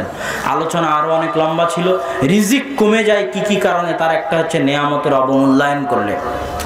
যেটা আব্বুর বহু বক্তব্যে শুনেছেন, যে আপনার স্ত্রী ভাতের দানা পড়ে গেলে যদি না উঠায়, তাহলে ও হচ্ছে হস্তিনী স্ত্রী, যার কারণে বাড়ি থেকে বরকত চলে যাবে। কেননা আল্লাহ নেয়ামতের অবমূল্যায়ন কি করেন না? সহ্য করেন না। নিয়ামতকে মূল্যায়ন করলে আল্লাহ বাড়িয়ে দিবে। তোমরা আমার শুকরিয়া আদায় করো, বাড়িয়ে দিব, এটা আল্লাহর ওয়াদা। নেয়ামতকে মূল্যায়ন করাই হচ্ছে শুকরিয়া আদায় করা। নেয়ামতকে মূল্যায়ন করাই কি আদায় করা বলেন তো? শুকরিয়া আদায় করা। আর নেয়ামতকে অবমূল্যায়ন করাই হচ্ছে কুফরি করা। শুকরিয়া আদায় করবেন, মূল্যায়ন করবেন, আল্লাহ আরো বাড়িয়ে দিবে। দাউদ সুলাইমানকে আল্লাহ ধন সম্পদ যত বাড়িয়ে দিয়েছে, দাউদ সুলাইমান আল্লাহর ইবাদত তত বাড়িয়ে দিয়েছে। কথা বুঝতে পারেননি মনে হয়। আর আপনার ধন সম্পদ আল্লাহ যত বাড়িয়ে দিয়েছে, আপনি তত অহংকারী হয়েছেন, আল্লাহ থেকে তত দূরে সরে গেছেন। আপনার ধন সম্পদে বরকত হবে না, বেশি দিন টিকবে না। এই প্রজন্মে থাকতে পারে, পরের প্রজন্মে ফকির হয়ে যাবে। পরের প্রজন্মে যদি থাকে, তারপরের প্রজন্মে ফকির হয়ে যাবে। হতেই হবে, হতে বাধ্য, টিকবে না যতক্ষণ না আপনি নিয়ামতের মূল্যায়ন করবেন। আর দাউদ সুলাইমানের কাছ থেকে না শিখবেন শুকরিয়া আদায় করা। আল্লাহ যত দিবে তত আল্লাহর সামনে নত হতে হবে, যত দিবে তত আল্লাহর সামনে নত হতে হবে। এটা আল্লাহ খুশি হন। 100 তলা বিল্ডিং বানান, কে মানা করেছে? 100 তলা বিল্ডিং বানানোর পর বলেন হাদা মিন ফাদলি রব্বি। 100 তলা বিল্ডিং আমি বানাতে পারিনি, আল্লাহ বানাতে দিয়েছে। এতেই আল্লাহ খুশি। বুঝতে পারেননি মনে হয়। হালাল পন্থায় 100 কোটি টাকার মালিক হন, কে বলেছে? 100 কোটি টাকার মালিক হওয়ার পরে সিজদা শুকরিয়া আদায় করে বলেন 100 কোটি টাকার মালিক হওয়ার ক্ষমতা আমার ছিল না, আল্লাহই বানিয়েছে। এটাই কিন্তু আল্লাহর পরীক্ষা। আল্লাহ মানুষকে ধনী গরিব কেন বানায়? পরীক্ষা করার জন্য। কেন বানায় বলেন তো? ওই যে বানি ইসরাইলের 3 জন ব্যক্তির ঘটনা মনে আছে? একজন অন্ধ, একজন কুষ্ঠ, একজন ধবল, মাথায় টাক, আর একজনের শরীর ধবল, আর একজন অন্ধ। তাদেরকে আল্লাহ, তারা গরিব ছিল, আল্লাহ তাদেরকে ধনী করে দিল। তো গরিব থাকা অবস্থাতেও তাদের পরীক্ষা। এবার ধনী হওয়ার পরও কি শুরু হয়ে গেল? পরীক্ষা শুরু হয়ে গেল। ফেরেশতা আসলো, এর কাছে চায়, ওর কাছে চায়, 2 জন দিল না, অন্ধ ব্যক্তি দিল। তো তারা কি, ফেরেশতা কি সত্যি ফকির ছিল বলেন তো? ফেরেশতা কিন্তু সত্যি ফকির ছিল না। এই জন্য আব্বু বলে যে রাস্তায় যে ফকিরই আসবে তার তথ্য যাচাই করার আপনার প্রয়োজন নাই, যে সেই টাকা নিয়ে গিয়ে মদ কিনবে না জুয়া করবে না এই টাকা আরেকজন মেরে খাবে। এই তথ্য যাচাইয়ের দরকার হলে ওই অন্ধ ব্যক্তি আগে যাচাই করতে, এই ব্যক্তি ফেরেশতা না আসলেই ফকির। কথা বুঝতে পারেননি মনে হয়। ওই অন্ধ ব্যক্তি যাচাই না করেই তাকে সহযোগিতা করেছে। এটাই আল্লাহর পরীক্ষা। আপনি দিচ্ছেন কিনা এটা আপনার দায়িত্ব, দেওয়ার পরে সে কি করলো ওটা তার দায়িত্ব। কথা মনে হয় বুঝাতে পারি। তো আল্লাহ সুবহানাহু ওয়া তাআলা ধনী অবস্থাতেও আপনাকে পরীক্ষা করবে, গরিব অবস্থাতেও আপনাকে পরীক্ষা করবে। ধনী অবস্থায় আল্লাহর শুকরিয়া আদায় করতে হবে, গরিব অবস্থায় আল্লাহর উপর ভরসা করে ধৈর্য ধারণ করতে হবে, সর্বাবস্থায় আলহামদুলিল্লাহ বলতে পারতে হবে। এই জন্য আল্লাহ শিখিয়ে দিয়েছে ইদা আসাবাতহুম মুসিবা ক্বালু ইন্না লিল্লাহ। মানুষ কিন্তু এই বাক্যের অর্থ বুঝে না। রিজিকের আলোচনা এই জন্য আমার লম্বা হয়, কেন রিজিকের আলোচনা আমি মানুষকে সূক্ষ্ম থেকে সূক্ষ্মভাবে বুঝাতে চাই, বুঝিয়ে উঠাতে চাই যে রিজিক কি, এই জন্য লম্বা হয়ে যায়। ইন্না লিল্লাহ এই বাক্যের অর্থ মানুষ বুঝে না। আপনার সন্তান মারা গেল, আপনি বলছেন ইন্না লিল্লাহ। আপনার গাড়ি অ্যাক্সিডেন্ট হলো, আপনি বলছেন ইন্না লিল্লাহ। আপনার 50,000 টাকা হারিয়ে গেল, আপনি বলছেন ইন্না লিল্লাহ। এর মানে কি? ইন্না লিল্লাহ। আরে ওই সন্তান তো দূরে থাক, ওই 50,000 টাকা তো দূরে থাক, আমি নিজেও আল্লাহর। আমি নিজেও কার? আমি কি নিজে নিজের মালিক না আমি কার? আমার মালিক কে? তাহলে আমি আর আমাকে যা কিছু আল্লাহ দিয়েছে সবকিছুর আসল মালিক কে? আল্লাহ। আমাকে যদি আল্লাহ কোটি টাকা দিয়ে থাকে ওটারও আসল মালিক আল্লাহ। আমাকে যদি আল্লাহ 5-6টা সন্তান দিয়ে থাকে ওরও মালিক আল্লাহ। তাহলে আমিও আল্লাহর, আমার যা আছে সেটাও আল্লাহর। আল্লাহর জিনিস আল্লাহ নিয়ে গেল, তাতে আমার কি? কথা মনে হয় বুঝতে পারেন? ইন্না লিল্লাহ ওয়া ইন্না ইলাইহি রাজিউন। আমি আর আমার যা কিছু আছে সবই আল্লাহর। আমি ফিরেও যাব আল্লাহর নিকটে। আল্লাহ আমাকে যা দিয়েছে সেটা আল্লাহ নিয়ে চলে গেল, তাতে আমার। অতএব আমি ধৈর্য ধারণ করব। 50,000 টাকা আল্লাহ আমাকে দিয়েছিল, হারিয়ে গেছে, এটাই তাকদীর, আল্লাহ নিয়ে চলে গেছে। সন্তান আল্লাহ আমাকে দিয়েছিল, এটা আল্লাহর সন্তান। আমার 14 গোষ্ঠীর খাওয়া ছিল সন্তান জন্ম দেওয়ার? সারা পৃথিবীর সব ডাক্তার মিলে চেষ্টা করলে সন্তান জন্ম দিতে পারবে? অসম্ভব, হতে পারে না। এটা কার দয়া? আল্লাহর। হৃদয় ঠান্ডাকারী জ্ঞানের অতীব প্রয়োজন। তার প্রথম জ্ঞান হওয়া উচিত 100-তে 99 জন মানুষ জানে না রিজিক কাকে বলে। আপনারাও যারা উপস্থিত আছেন আপনারাও অনেকেই বলতে পারবেন না যে সত্যিকার অর্থে রিজিক কাকে বলে। সবাই মনে করে রিজিক মানে আমি আজকে রাতে যে খাবারটুকু খেলাম এই খাবারটুকু মনে হয় রিজিক। কিন্তু চেয়ারম্যান সাহেব যে চেয়ারম্যান হয়েছেন, এই চেয়ারম্যান হওয়াটাও যে রিজিক, এটা কয়জন বলতে পারবেন? আমি যে জ্ঞান অর্জন করেছি, মদিনা বিশ্ববিদ্যালয়ে গেছি, মদিনা বিশ্ববিদ্যালয়ে যাওয়াটাও যে রিজিক। আপনি যে মেয়েকে বিবাহ করেছেন ওই মেয়ে যে আপনার জন্য রিজিক। আপনার যে সন্তান জন্ম হয়েছে ওই সন্তান আপনার জন্য রিজিক। মানুষ তার সমগ্র জীবনে যা কিছু অর্জন করে তার সবই কিসের অন্তর্ভুক্ত? রিজিকের অন্তর্ভুক্ত। যে সম্মান আপনি অর্জন করেন ওই সম্মান কিসের অন্তর্ভুক্ত? রিজিকের অন্তর্ভুক্ত। আপনি যে পদে পৌঁছেন ওই পদ কিসের অন্তর্ভুক্ত? রিজিকের অন্তর্ভুক্ত। আপনি যত সম্পত্তির মালিক হন ওইটা রিজিকের অন্তর্ভুক্ত। আপনার সন্তান সন্ততি কয়টা হবে না হবে আপনার রিজিকের অন্তর্ভুক্ত। আপনার স্ত্রী কেমন হবে না হবে আপনার রিজিকের অন্তর্ভুক্ত। আপনি কেমন জ্ঞান অর্জন করবেন এটা আপনার রিজিকের অন্তর্ভুক্ত। শুধু যতটুকু খাচ্ছেন অতটুকু রিজিক, এটা ভুল। কথা কি আমি বুঝাতে পেরেছি? তাহলে প্রথম আমরা জানলাম যে রিজিক আমাদের জীবনে আমরা যা কিছু অর্জন করি সবই রিজিক।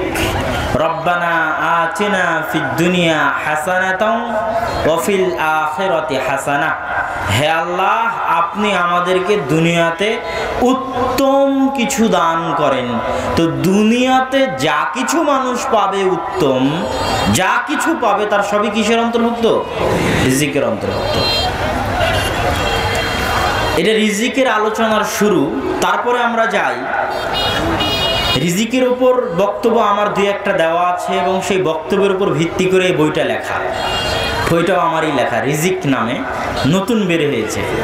তো বক্তব্যের উপর ভিত্তি করেই বই লেখা। যেমন আর একটা বই আছে, আমরা হাদিস মানতে বাধ্য, ওই বিষয়ে বক্তব্য আছে, ওই বক্তব্যের উপর ভিত্তি করে ওই বই লেখা, আমরা হাদিস মানতে বাধ্য। তো এই বই থেকে আমরা মোটামুটি টুকটাক হালকা পাতলা করে দেখব এবং আলোচনা চালাবো ইনশাল্লাহ। তো প্রথম, জীবনের নিষ্ঠুর বাস্তবতা। মানুষ যে পৃথিবীতে এসেছে, এই পৃথিবীতে যে মানুষ যে থাকতেছে, এই থাকাটা কতটা নিষ্ঠুর, এটা পৃথিবীর খুব কম মানুষই উপলব্ধি করতে পারে। কতটা নিষ্ঠুর আপনার পিতাকে দিয়ে বুঝাই। আপনার পিতা সকাল থেকে সন্ধ্যা পর্যন্ত যা কিছু উপার্জন করে, তার সবই সে কি করে সে বিষয়ে রাসূল সাল্লাল্লাহু আলাইহি ওয়াসাল্লাম হাদিসে বলছেন, ইয়াকুলু বানি আদম মালি মালি মালি। আদম সন্তান চিৎকার করে বলতে থাকে, হায় আমার টাকা, হায় আমার টাকা, হায় আমার ধন সম্পদ, হায় আমার ধন সম্পদ। তথা সারা পৃথিবীর সব আদম সন্তান টাকা পয়সার পিছনে এমনভাবে লেগে আছে যে সকাল সন্ধ্যা শুধু টাকা আর টাকা। অথচ আদম সন্তানের টাকা কোনো কাজে লাগে না। মা আকালা ফাআফনা, যা খায় তা হজম হয়ে যায়। মা লাবিসা ফাআবলা, যা পরিধান করে তা পুরাতন হয়ে যায়। মানুষ টাকা দিয়ে পৃথিবীতে দুটো জিনিস সবচেয়ে বেশি করে, এক হয় কিছু খায়, না হয় পোশাকের কাপড় কিনে, তাই নয় কি? তো আপনি সকালে যেটা খেয়েছিলেন সেটা কি এখন আছে? আজ থেকে 10 বছর আগে যেটা খেয়েছিলেন সেটা আছে? ছোটবেলায় যে জামা কিনেছিলেন সেই জামা এখন আছে? আজকে যেটা পরে আছেন এটা 10 বছর পর থাকবে? তাহলে মানুষ তার সমস্ত টাকা দিয়ে হয় খাবারের জিনিস কিনে, চাল ডাল ভাত লবণ বেগুন, অথবা তার পরিধেয় বস্ত্র ক্রয় করে, কিন্তু যা খায় তা হজম হয়ে যায়। জিহ্বার এই নলা অতিক্রম করা মাত্রই ওই খাবারের সকল স্বাদ শেষ হয়ে যায়, তার কোনো স্বাদ বাকি থাকে না। সারাদিন পরিশ্রম করে যে খাবারটুকু তৈরি করা হলো, ওই খাবারটুকুর স্বাদ ততক্ষণই ভোগ করা যায় যতক্ষণ মুখের মধ্যে থাকে। সেটা 1 থেকে 2 সেকেন্ড, 4 থেকে 5 সেকেন্ড, তারপরে নিচে নেমে যাওয়ার পরে কিন্তু আর কোনো স্বাদ আর বাকি থাকে না। তাহলে মানুষ যা খায় তা হজম হয়ে যায়, যা পরিধান করে তা পুরাতন হয়ে ছিঁড়ে যায়।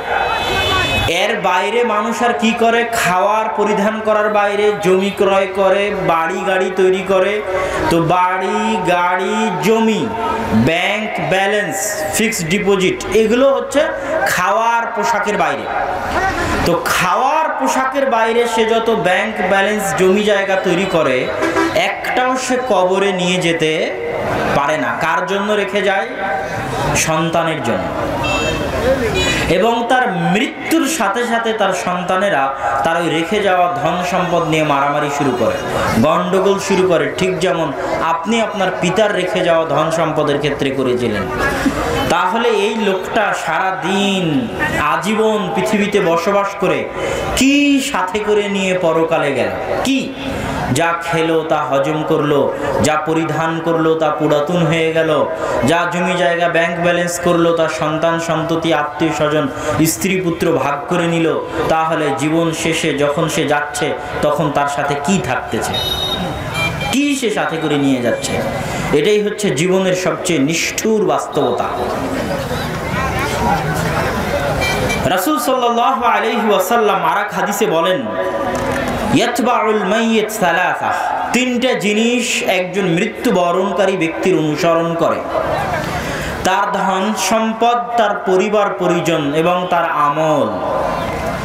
তার ধন সম্পদ এবং পরিবার পরিজন তাকে কবরে রেখে দিয়ে ফিরে চলে আসে, একমাত্র তার সাথে বাকি থাকে তার আমল। আর তার মৃত্যুর পরে 3টে জিনিস থেকে সে উপকার পেতে পারে: 1 ওয়ালাদুন সালেহ, সৎ সন্তান। সৎ সন্তান পৃথিবীর সর্বশ্রেষ্ঠ সম্পদ। কোটি টাকা, লাখ টাকা, লাখো কোটি টাকার চাইতেও দামি সম্পদ কি বলেন তো? সৎ সন্তান, যে আপনার মৃত্যুর পরে আপনার জন্য দোয়া করবে। 2, এমন ইলম, এমন জ্ঞান সে পৃথিবীতে রেখে গেছে যেই জ্ঞান তাকে উপকার দিবে, যেই জ্ঞান মানুষকে উপকার দিবে। 3, সাদাকাতুন জারিয়া, এমন সাদাকা, অর্থনৈতিক সাদাকা সে করে গেছিল দুনিয়াতে যা যুগ যুগ থাকবে, আর সেই সাদাকার নেকি সে কবরে বসে পেতে থাকবে। যেমন ইমাম বুখারী রাহিমাহুল্লাহ সহিহ আল বুখারী রেখেছেন, এখন সারা পৃথিবীর এমন কোনো মুসলিম দেশ, এমন কোনো আলেম ওলামা নাই যেখানে সহিহ বুখারী পড়া হয় না, তাই নয় কি? তাহলে ইমাম বুখারীকে প্রত্যেকটা সহিহ বুখারী পড়ার নেকি পাচ্ছেন না? অবশ্যই পাচ্ছেন। এটাই হচ্ছে ইলম, এমন জ্ঞান যা পৃথিবীবাসীকে উপকার দিবে। আর এমন সাদাকা জারিয়া, ওই যে উসমান রাদিয়াল্লাহু তাআলা আনহু যে খেজুরের বাগান দান করে গেছিলেন আল্লাহর রাস্তায়, তো উসমান রাদিয়াল্লাহু তাআলা আনহুর ওই খেজুরের বাগান এখনো আছে, এবং ওই খেজুরের বাগানের উৎপাদিত টাকা উসমান রাদিয়াল্লাহু তাআলা আনহুর নামের ব্যাংক অ্যাকাউন্টে জমা হয়, এবং সেখান থেকে ফি সাবিলিল্লাহ ব্যয় হতে থাকে সরকারি তত্ত্বাবধানে। ওই খেজুরের বাগানও আছে, খেজুরের বাগানের ইনকাম ব্যাংক অ্যাকাউন্টে জমা হয়, তার নামেরই ব্যাংক অ্যাকাউন্ট ওসমান ইবনে মাদউন, এবং সেখান থেকে সরকারি তত্ত্বাবধানে আল্লাহর দ্বীনের কাজের জন্য ব্যয় হয়। তো ওসমান রাদিয়াল্লাহু তাআলা আনহু কোথায় 1400 বছর আগে দান করেছিলেন, তার নেকি কি তিনি এখনো পাচ্ছেন না? পাচ্ছেন না। তাহলে সম্মানিত উপস্থিতি, জীবনের নিষ্ঠুর বাস্তবতা সম্পর্কে বলতে গিয়ে আল্লাহ সুবহানাহু ওয়া তাআলা পবিত্র কোরআন মাজিদে বলছেন, আলহাকুমুত তাকাসুর, পরস্পরের প্রতিযোগিতা দুনিয়া নিয়ে তোমাদেরকে পরকাল থেকে বিমুখ করে রেখেছে। হাত্তা যুরতুমুল মাকাবির, তোমাদের এই পারস্পরিক প্রতিযোগিতা ততদিন চলতে থাকবে যতদিন তোমাদের মুখে কবরের মাটি না পড়বে, তোমাদের পেটে কবরের মাটি না পড়বে, ততদিন এই প্রতিযোগিতা তোমাদের চলতে থাকবে। কখনো নহে অসম্ভব, কাল্লা সাউফা তা'লামুন, অবশ্যই তোমরা জানতে পারবে, নিশ্চিত জানতে পারবে। আইনাল ইয়াকিন, চোখে বাস্তবে দেখার মতো করে জানতে পারবে। সুম্মা লাতুসআলুন্না ইয়াউমাইদিন আনিন নাঈম, আর যেই দিন তোমরা এই পৃথিবীর বাস্তবতা জানতে পারবে, সেই দিন এই পৃথিবীতে ভোগ করা প্রত্যেকটা নিয়ামত সম্পর্কে তোমাদেরকে কিয়ামতের মাঠে জিজ্ঞাসা করা হবে। রাসূল সাল্লাল্লাহু আলাইহি ওয়াসাল্লাম একদিন ক্ষুধার্ত অবস্থায় বাড়ি থেকে বের হলেন। ক্ষুধার জ্বালায় বাড়ি থেকে বের হওয়ার পর দেখেন আবু বকর রাদিয়াল্লাহু তাআলা আনহু বাড়ি থেকে বের হয়েছে। আল্লাহ রাসূল অসময়ে যে, আল্লাহ রাসূল বলেন, আবু বকর তুমি অসময়ে যে, দুপুরবেলা আয-যাহিরা, আল্লাহ রাসূল বাড়িতে খাবার নাই, খাদ্যের সন্ধানে বের হয়েছি। আল্লাহ রাসূল বললেন, না আমিও খাবার নাই, খাদ্যের সন্ধানে বের হয়েছি। দেখতে দেখতে দেখা গেল ওমর রাদিয়াল্লাহু তাআলা আনহু বের হলেন, তিনজনই খাবার নাই, খাবারের সন্ধানে বের হয়েছেন। চলতে চলতে এক আনসারীর বাড়িতে, আমি সংক্ষিপ্ত ঘটনা বলতেছি, এক আনসারীর বাড়িতে উঠলেন। আনসারী তাড়াহুড়া করে একটা খাসি বকরি জবাই করলো, রুটি তৈরি করলো, আল্লাহ রাসূলদেরকে খেতে দিল। ওমর আবু বকর রাদিয়াল্লাহু তাআলা আনহুকে খেতে দিল। খাওয়া শেষে আল্লাহ রাসূল বলছেন, আবু বকর সুম্মা লাতুসআলুন্না ইয়াউমাইদিন আনিন নাঈম, আজকে ক্ষুধার্ত অবস্থায় আল্লাহ যে আমাদেরকে খাওয়ালেন, এই নিয়ামত সম্পর্কে কিয়ামতের মাঠে জিজ্ঞাসা করা হবে। আল্লাহু আকবার। কতটা গভীর উপলব্ধি ছিল তাদের, প্রত্যেকটা নিয়ামতের বিষয়ে, আল্লাহর প্রদত্ত প্রত্যেকটা নিয়ামতের বিষয়ে তাদের উপলব্ধি ছিল এত গভীর। আল্লাহ সুবহানাহু ওয়া তাআলা দুনিয়ার যে নিষ্ঠুর বাস্তবতা, এই নিষ্ঠুর বাস্তবতা বুঝাতে গিয়ে রাসূল সাল্লাল্লাহু আলাইহি ওয়াসাল্লাম বহু হাদিস বলেছেন, আল্লাহ সুবহানাহু ওয়া তাআলা বহু আয়াত পেশ করেছেন। রাসূল সাল্লাল্লাহু আলাইহি ওয়াসাল্লাম একটা হাদিসে বলছেন, আনিল মুস্তাওরিদ বিন শাদ্দাদ রাদিয়াল্লাহু তাআলা আনহু থেকে বর্ণিত, তিনি বলেন, রাসূল সাল্লাল্লাহু আলাইহি ওয়াসাল্লাম বলেছেন, মাদ দুনিয়া ফিল আখিরাহ, দুনিয়ার তুলনা আখিরাতের সাথে, দুনিয়ার তুলনা আখিরাতের সাথে এমন যে তোমাদের কেউ সমুদ্রে তার আঙ্গুল ডুবিয়ে দিল, সেই আঙ্গুল উঠানোর পর আঙ্গুলে লেগে থাকা পানি হচ্ছে দুনিয়া, আর আর সমুদ্র হচ্ছে আখিরাত বা পরকাল।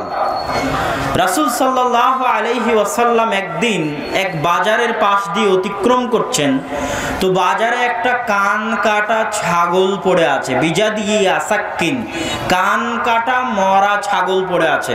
রাসূল সাল্লাল্লাহু আলাইহি ওয়াসাল্লাম সাহাবীদেরকে বললেন, হে সঙ্গী সাথী, আইয়ুকুম ইউহিব্বু আন্না হাযা লাহু বিদিরহামিন, তোমাদের মধ্যে এমন কি কেউ আছে যে এই মরা কান কাটা ছাগলটি 1 দিরহাম দিয়ে ক্রয় করবে? এমন কি কেউ আছে?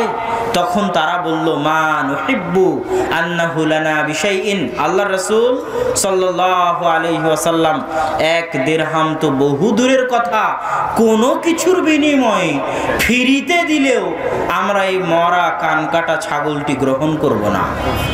তখন রাসূল সাল্লাল্লাহু আলাইহি ওয়াসাল্লাম বলছেন, ফাওয়াল্লাহি লাদ-দুনিয়া আহওয়ানু ইনদাল্লাহ মিন হাদা আলাইকুম, এই মরা কান কাটা ছাগলটি তোমাদের নিকটে যতটুকু মূল্যহীন, এর কোনো মূল্যই নাই, আল্লাহ সুবহানাহু তাআলার নিকটে এই দুনিয়া তার চাইতে বেশি মূল্যহীন।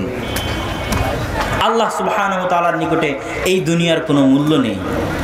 সাহাল বিন সাদ রাদিয়াল্লাহু তাআলা আনহু থেকে বর্ণিত, তিনি বলেন, রাসূল সাল্লাল্লাহু আলাইহি ওয়াসাল্লাম বলছেন, লাউ কানাতিদ দুনিয়া তাজিনু ইনদাল্লাহ, যদি দুনিয়ার ওজন, দুনিয়ার মূল্য আল্লাহর নিকটে একটা মাছির ডানার সমান হতো, মা সাকা কাফিরাম মিনহা, একজন কাফেরও 1 ঢোক পানিও দুনিয়াতে পান করতে পারতো না।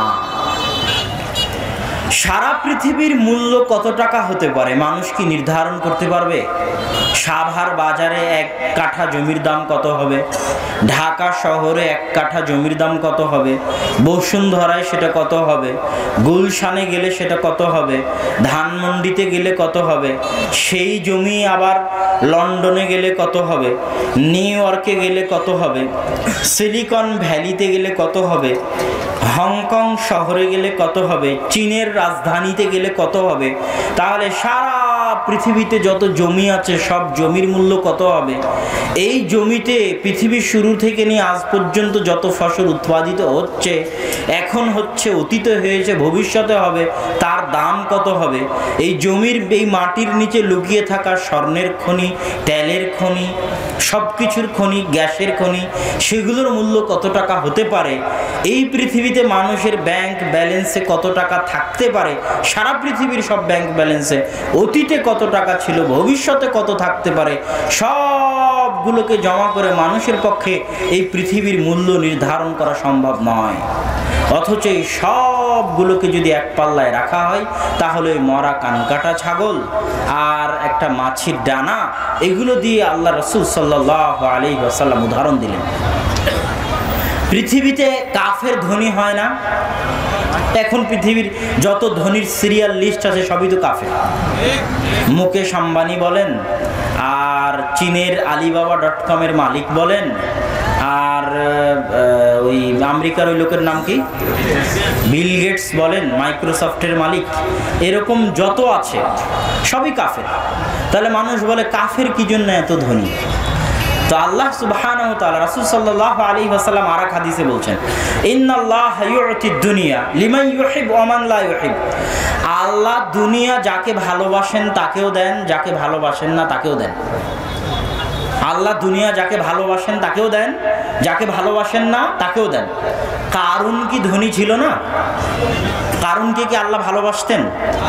ফেরাউন কি ক্ষমতাশালী ছিল না? ফেরাউনকে কি আল্লাহ ভালোবাসতেন? তাহলে আল্লাহ ফেরাউন এবং কারুনকে কাফের হওয়ার পরও ধন সম্পদ ক্ষমতা দিয়েছেন। আবার দাউদ আর সুলাইমানকে মুমিন হওয়ার পরও, ঈমানদার হওয়ার পরও ধন সম্পদ এবং ক্ষমতা দিয়েছেন।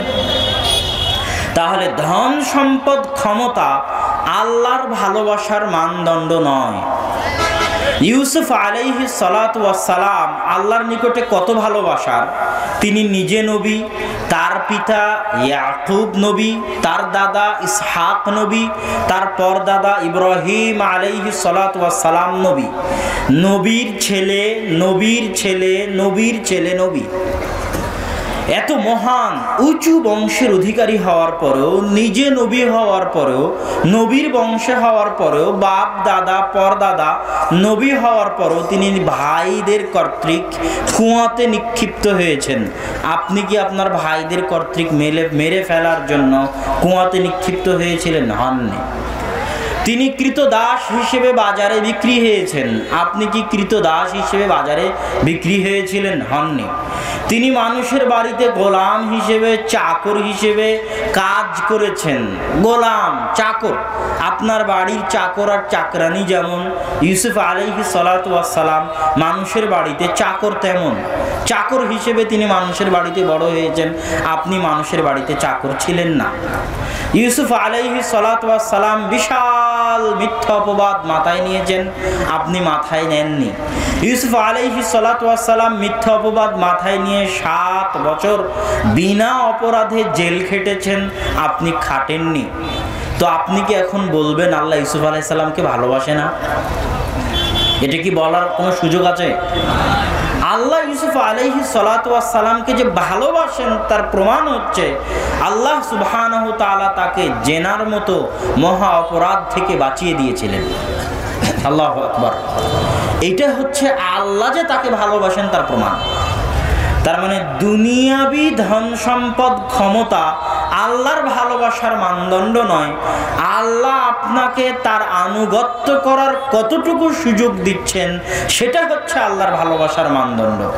আপনার চুরি ডাকাতি, জেনা বাটপার, জুলুম অত্যাচার, সুদ ঘুষ, হালাল হারাম, গান বাজনা, টিভি সিনেমা, অশ্লীলতা, নামাজবিহীনভাবে থাকা, জাকাতবিহীনভাবে থাকা, এগুলোর মধ্যে যদি আপনি ডুবে থাকেন তাহলে বুঝতে হবে এগুলোই আপনার জন্য আল্লাহর পক্ষ থেকে দেওয়া সবচেয়ে বড় শাস্তি। এগুলো দিয়ে আল্লাহ আপনাকে তার রহমত থেকে দূরে করে দিয়েছে, আল্লাহ আপনাকে তার করুণা থেকে বঞ্চিত করে দিয়েছে, আল্লাহ আপনাকে তার দয়া থেকে বিতাড়িত করে দিয়েছে। আল্লাহর সাথে আপনার কোনো সম্পর্ক নয়, আপনি আল্লাহর দরবার থেকে বিতাড়িত, তার রহমত ও করুণা বঞ্চিত। আপনি এতিম, মিসকিন। ওর চেয়ে বড় এতিম মিসকিন পৃথিবীতে কেউ হতে পারে না যার সম্পর্ক আল্লাহর সাথে নাই। সে সবচেয়ে বড় এতিম, সবচেয়ে বড় মিসকিন।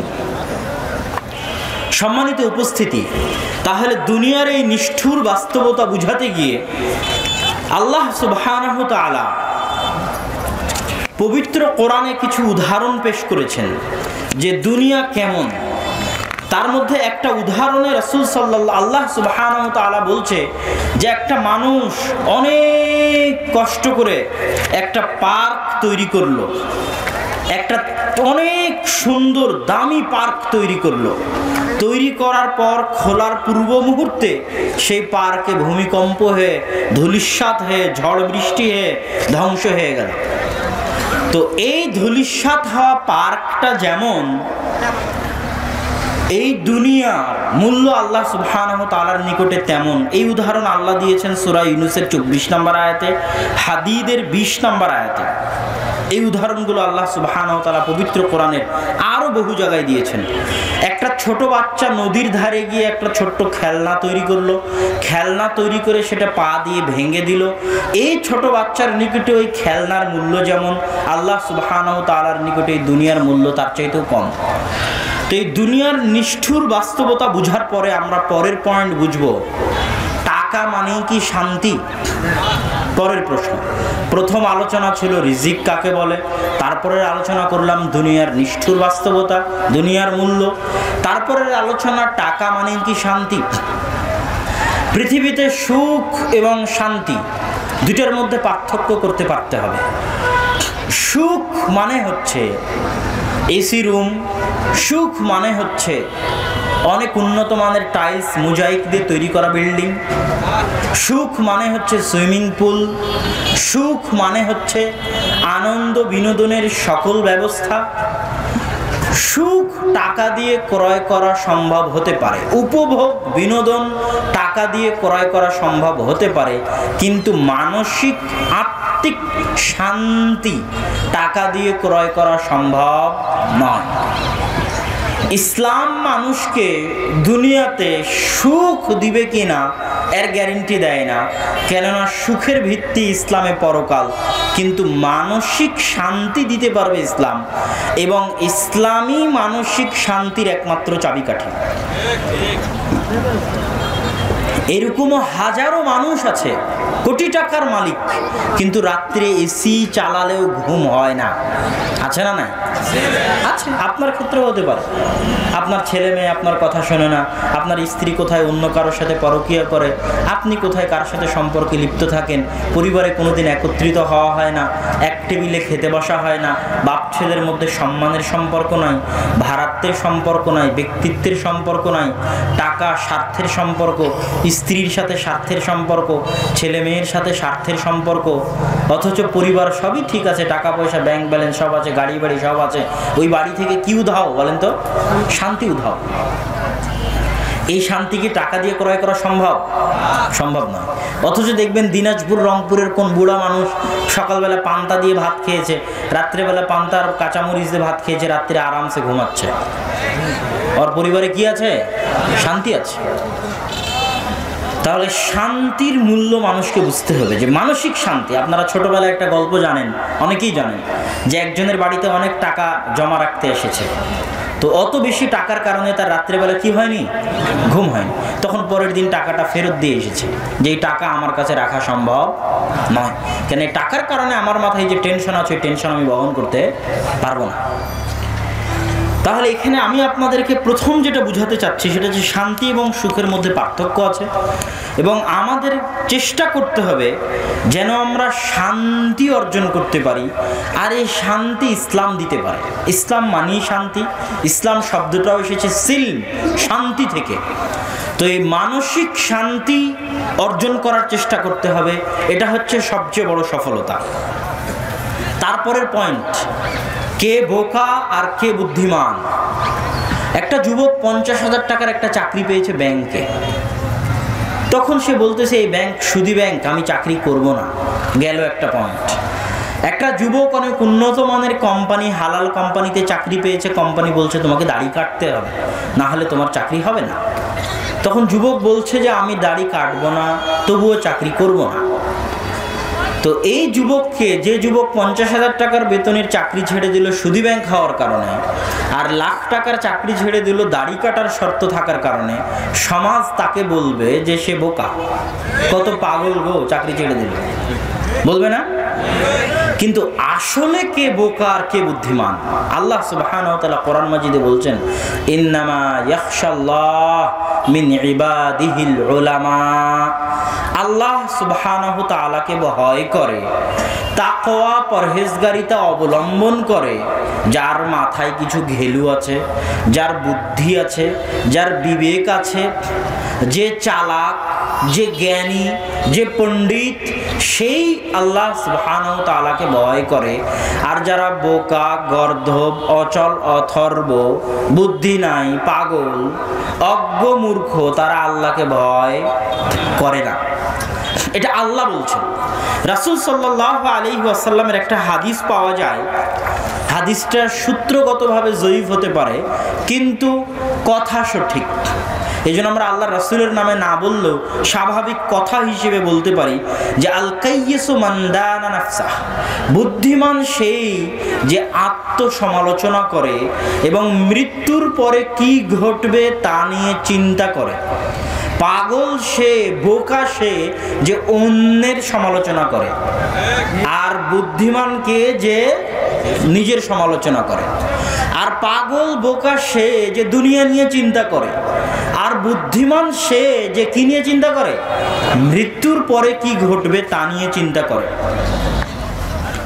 আল্লাহ সুবহানাহু ওয়া তাআলা কোরআন মাজিদের সফলতা শব্দ, আজকে সারা পৃথিবীতে যারা মোটিভেশনাল স্পিচ দেয়, লেকচার দেয়, তাদের সবার বক্তব্যে থাকে সফল। আপনি কি সফল হতে চান?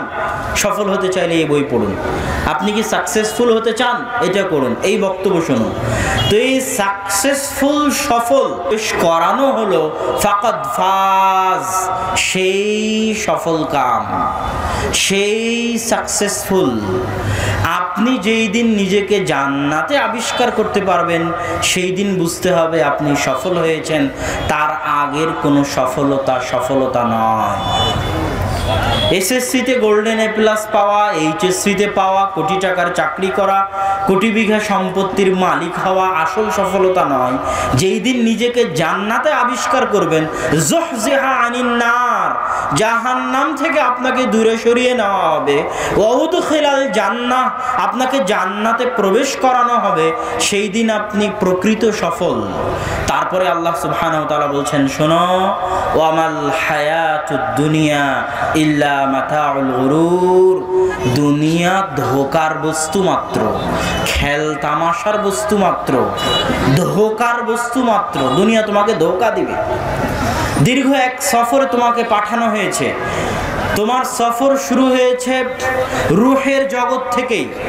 রূহের জগৎ থেকে শুরু হওয়া এই সফরের মাঝের সামান্যতম সময় এই দুনিয়া। এই সফর শেষ হবে হয় জান্নাতে গিয়ে, না হয় জাহান্নামে গিয়ে। জান্নাতে এবং জাহান্নামে গিয়ে সফর শেষ হওয়ার পূর্ব পর্যন্ত মানুষের মনোযোগ দূরে সরিয়ে নেওয়ার, মানুষের টার্গেট বা লক্ষ্যকে বিচ্ছিন্ন করার একটা ধোকার বস্তু হচ্ছে দুনিয়া। আবার বুঝেন, রূহের জগৎ থেকে আপনার সফর শুরু হয়েছে, সফর শেষ হবে হয় জান্নাতে, না হয় জাহান্নামে। কোথায় বলেন তো? জান্নাতে না হয় জাহান্নামে। এই যে মাঝখানের স্টেশন, এই স্টেশনগুলোতে ধোকার বস্তু আপনার লক্ষ্য টার্গেট থেকে আপনাকে ভুলিয়ে দিবে যে আপনার সফর শুরু হয়েছে, আপনার টার্গেট হয় জান্নাতে যাবেন, না হয় জাহান্নামে যাবেন। এটা আপনার টার্গেট, ওই দিকে আপনি দৌড়াবেন। মাঝখানের এই স্টেশনগুলোতে আপনার টার্গেটকে ভুলিয়ে দেওয়ার জন্য ধোকার বস্তু কি? দুনিয়া। ধোকার বস্তু কি? দুনিয়া। সম্মানিত উপস্থিতি, তো বুদ্ধিমান এবং বোকার যে সঙ্গে আমরা নির্ধারণ করলাম, সেটা আরেকটু খুলে বলি, একটু যুক্তি তর্কের আলোকে খুলে বলি। যুক্তি তর্ক, কেননা একদল মানুষ আছে যারা পরকালকে অস্বীকার করে, আছে না নাই? আছে। আবার কিছু ধর্ম আছে যারা পুনর্জন্মে বিশ্বাস করে। এই জন্মে যদি খারাপ কাজ করি, পরের জন্মে কুকুর শুকুর হয়ে জন্ম নিব, আর এই জন্মে যদি ভালো কাজ করি, পরের জন্মে ভালো ঘরে জন্ম নিব। এটা একদল মানুষের বিশ্বাস। আর একদল মানুষের বিশ্বাস, মারা যাব, হাড্ডি গলে সরে শেষ হয়ে যাবে, কে আবার আমাদেরকে উত্থান ঘটাবে? এটার কথা আল্লাহ সূরা নাবায় বলেছেন, আম্মা ইয়াতাসাআলুন আনিন নাবাইল আযীম। তারা পরস্পর ঠাট্টা বিদ্রূপ করে পরকাল নিয়ে। আরে দেখো, মরার পরে নাকি হাড্ডি নষ্ট হয়ে যাওয়ার পর, ক্ষয় হয়ে যাওয়ার পর নাকি আবার জীবিত হবে। এই বলে পরস্পরে কি করে? হাসি ঠাট্টা করে। আম্মা ইয়াতাসাআলুন আনিন নাবাইল আযীম। তারা পরস্পরে কি নিয়ে হাসি ঠাট্টা করে জানো? মহাসত্য সংবাদ নিয়ে তারা হাসি ঠাট্টা করে। জেনে রাখো, দুনিয়ার মানুষকে আল্লাহ সুবহানাহু ওয়া তাআলা বলছেন, পৃথিবীতে কোনো জিনিস একবার সৃষ্টি করা কঠিন। এই রিজিক বই আমি যখন প্রথম লিখেছি তখন কঠিন। এখন আবার যদি আমাকে দ্বিতীয়বার লিখতে বলা হয়, তাহলে সহজ হবে না কঠিন হবে? সহজ হবে। যে প্রথম মোবাইল বানিয়েছে তার জন্য কঠিন, এখন দ্বিতীয়বার বানানো কঠিন না সহজ? সহজ। আল্লাহ সুবহানাহু ওয়া তাআলা কোরআনে এই যুক্তি দিয়েছেন যে শোনো দুনিয়ার মানুষ, এখন তো আপনারা নিজেকে দুনিয়াতে আবিষ্কার করতেছেন না? মায়ের পেট দিয়ে হোক, যেভাবেই হোক, যে সিস্টেমই হোক, দুনিয়াতে এসেছেন, বড় হয়েছেন, বাপ মা মানুষ করেছে, এখন যুবক হয়ে গেছেন, দুনিয়াতে তো নিজেকে আবিষ্কার করছেন যে আপনি দুনিয়াতে আছেন। তাহলে এই দুনিয়াতে যেই সত্তা আপনাকে একবার আনতে পেরেছে, তিনি পুনরায় আপনাকে পরকালে উত্থান ঘটাতে পারবেন না। এটা কি কোনো যুক্তির কথা হলো? বরং দুনিয়াতে আনা যদি একবার তার জন্য হয়ে থাকে, পরকালে আপনাকে দ্বিতীয়বার আনা তার জন্য অনেক সহজ, অনেক সহজ। এই যুক্তি আল্লাহ সুবহানাহু ওয়া তাআলা দিয়েছেন। যুক্তির কথায় আসে, আপনি পরকালে বিশ্বাস না করে কি করতে চান? হারাম উপায়ে ইনকাম করে কোটি টাকার মালিক হতে চান? পরকালে বিশ্বাস না করে আপনি অনেক শত নারীর সাথে সম্পর্ক রক্ষা করে জেনায় লিপ্ত হয়ে সেটার স্বাদ মজা নিতে চান? আপনি পরকালে বিশ্বাস না করে সুদের মধ্যে লিপ্ত থাকতে চান, গান বাজনার মধ্যে লিপ্ত থাকতে চান, স্বাধীন মতো চলতে চান? তো পরকালের উপর বিশ্বাস করে ওই সমস্ত সুখ ভোগ করা সম্ভব যে সমস্ত সুখ পরকালের প্রতি বিশ্বাস না করে করা সম্ভব। যেমন পরকালের প্রতি বিশ্বাস না করে আপনি হারাম উপায়ে কোটি টাকা ইনকাম করবেন, আমি পরকালের প্রতি বিশ্বাস করে কষ্ট হবে, কিন্তু আমি কি কোটি টাকার মালিক হতে পারবো না? হালাল উপায়ে পারবো না? পারবো না। কষ্ট হবে কিন্তু অবশ্যই পারবো, অবশ্যই সম্ভব। পৃথিবীতে অসম্ভব বলে কিছু নাই। হ্যাঁ, যদি না পারি এতটুকু পার্থক্য হতে পারে, আপনার বাড়িতে এসি আছে, আমার বাড়িতে এসি নাই, তার মানে কি আমার বাড়ি নাই এরকম হবে? এরকম হবে। আপনার বাড়িতে হয়তো পোলাও কোরমা আছে, আমার বাড়িতে পান্তা ভাত আছে, তার মানে আমার বাড়িতে পান্তা ভাতও নাই এরকম তো হবে না, থাকবে কিছু। আপনি হারাম উপায়ে শত শত মেয়ের সাথে সম্পর্ক করবেন, আমি হালাল উপায়ে 4টে মেয়েকে বিবাহ করতে পারবো। কথা বুঝতে পারেননি মনে হয়। স্বাদ একই, মজা বা স্বাদ যেটা বলেন ওটা একই, কিন্তু আপনি হারাম উপায়ে 100 জন পারবেন না, আমি হালাল উপায়ে 4 জন পারবো। আমি কিন্তু একদম বঞ্চিত হচ্ছি না, আমি কিন্তু একদম বাদ পড়ে যাচ্ছি না। কিন্তু মৃত্যুর পরে যদি দেখা যায়, আপনার কথা যদি আমি বিশ্বাস করে নিই যে পরকাল নাই, যে দুনিয়াতে সব হারাম উপায়ে সব কিছু করে ফেললাম, এখন মৃত্যুর পরে যদি দেখি সত্যি পরকাল আছে, তাহলে এটা কেউ কি জানে নিশ্চিত? মানে যে অস্বীকার করতেছে সে কি নিশ্চিত জানে যে পরকাল নাই? ওর কাছে কি কোনো জ্ঞান আছে যে পরকাল নাই? এই বিষয়ে কোনো জ্ঞান নাই, কোনো নিশ্চিত জ্ঞান নাই তার কাছে যে এই বিষয়ে যে পরকাল নাই। এখন মৃত্যুর পর যদি বাই চান্স দেখা যায় পরকাল আছে, কিয়ামত বিচার সালিশ শুরু হয়ে গেছে, জান্নাত জাহান্নাম শুরু হয়ে গেছে, তাহলে বিপদে কে পড়বে? বিপদে যে হারাম পন্থায় ছিল সেই পড়বে। কিন্তু আমি একটু যদি ধৈর্য ধারণ করি, একটু কষ্ট করি, আমি হালাল পন্থায় ওই সব জিনিসগুলো পাবো, কিন্তু আবার পরকাল যদি থাকে তো আমি আবার ডবল সফল। কথা বুঝতে পারেননি? দুনিয়াতেও সফল, পরকালেও সফল। এই জন্য আল্লাহ কোরআনে দোয়া শিখিয়ে দিয়েছে, রব্বানা আতিনা ফিদ দুনিয়া হাসানা ওয়া ফিল আখিরাতি হাসানা। মুমিন তো পাগল নয়, মুমিন তো বুদ্ধিমান। ও দুনিয়াতেও সফল হতে চায়, পরকালেও সফল হতে চায়। দুনিয়াতেও কল্যাণ চায়, পরকালেও কল্যাণ চায়। বোকা সে যে শুধু দুনিয়ার 60 বছরের জীবনে সফল হতে চায় আর দীর্ঘস্থায়ী জীবনে সফল হতে চায় না, সে হচ্ছে বোকা। সম্মানিত উপস্থিতি, আমরা কে বোকা এবং কে বুদ্ধিমান এই আলোচনা করছিলাম। এই আলোচনার আরেকটা অংশ, কিয়ামতের মাঠে আপনি দেখবেন, ইয়াউমা ইয়াফিরুল মারউ মিন আখিহি ওয়া উম্মিহি ওয়া আবিহি ওয়া সাহিবাতিহি ওয়া বানিহি।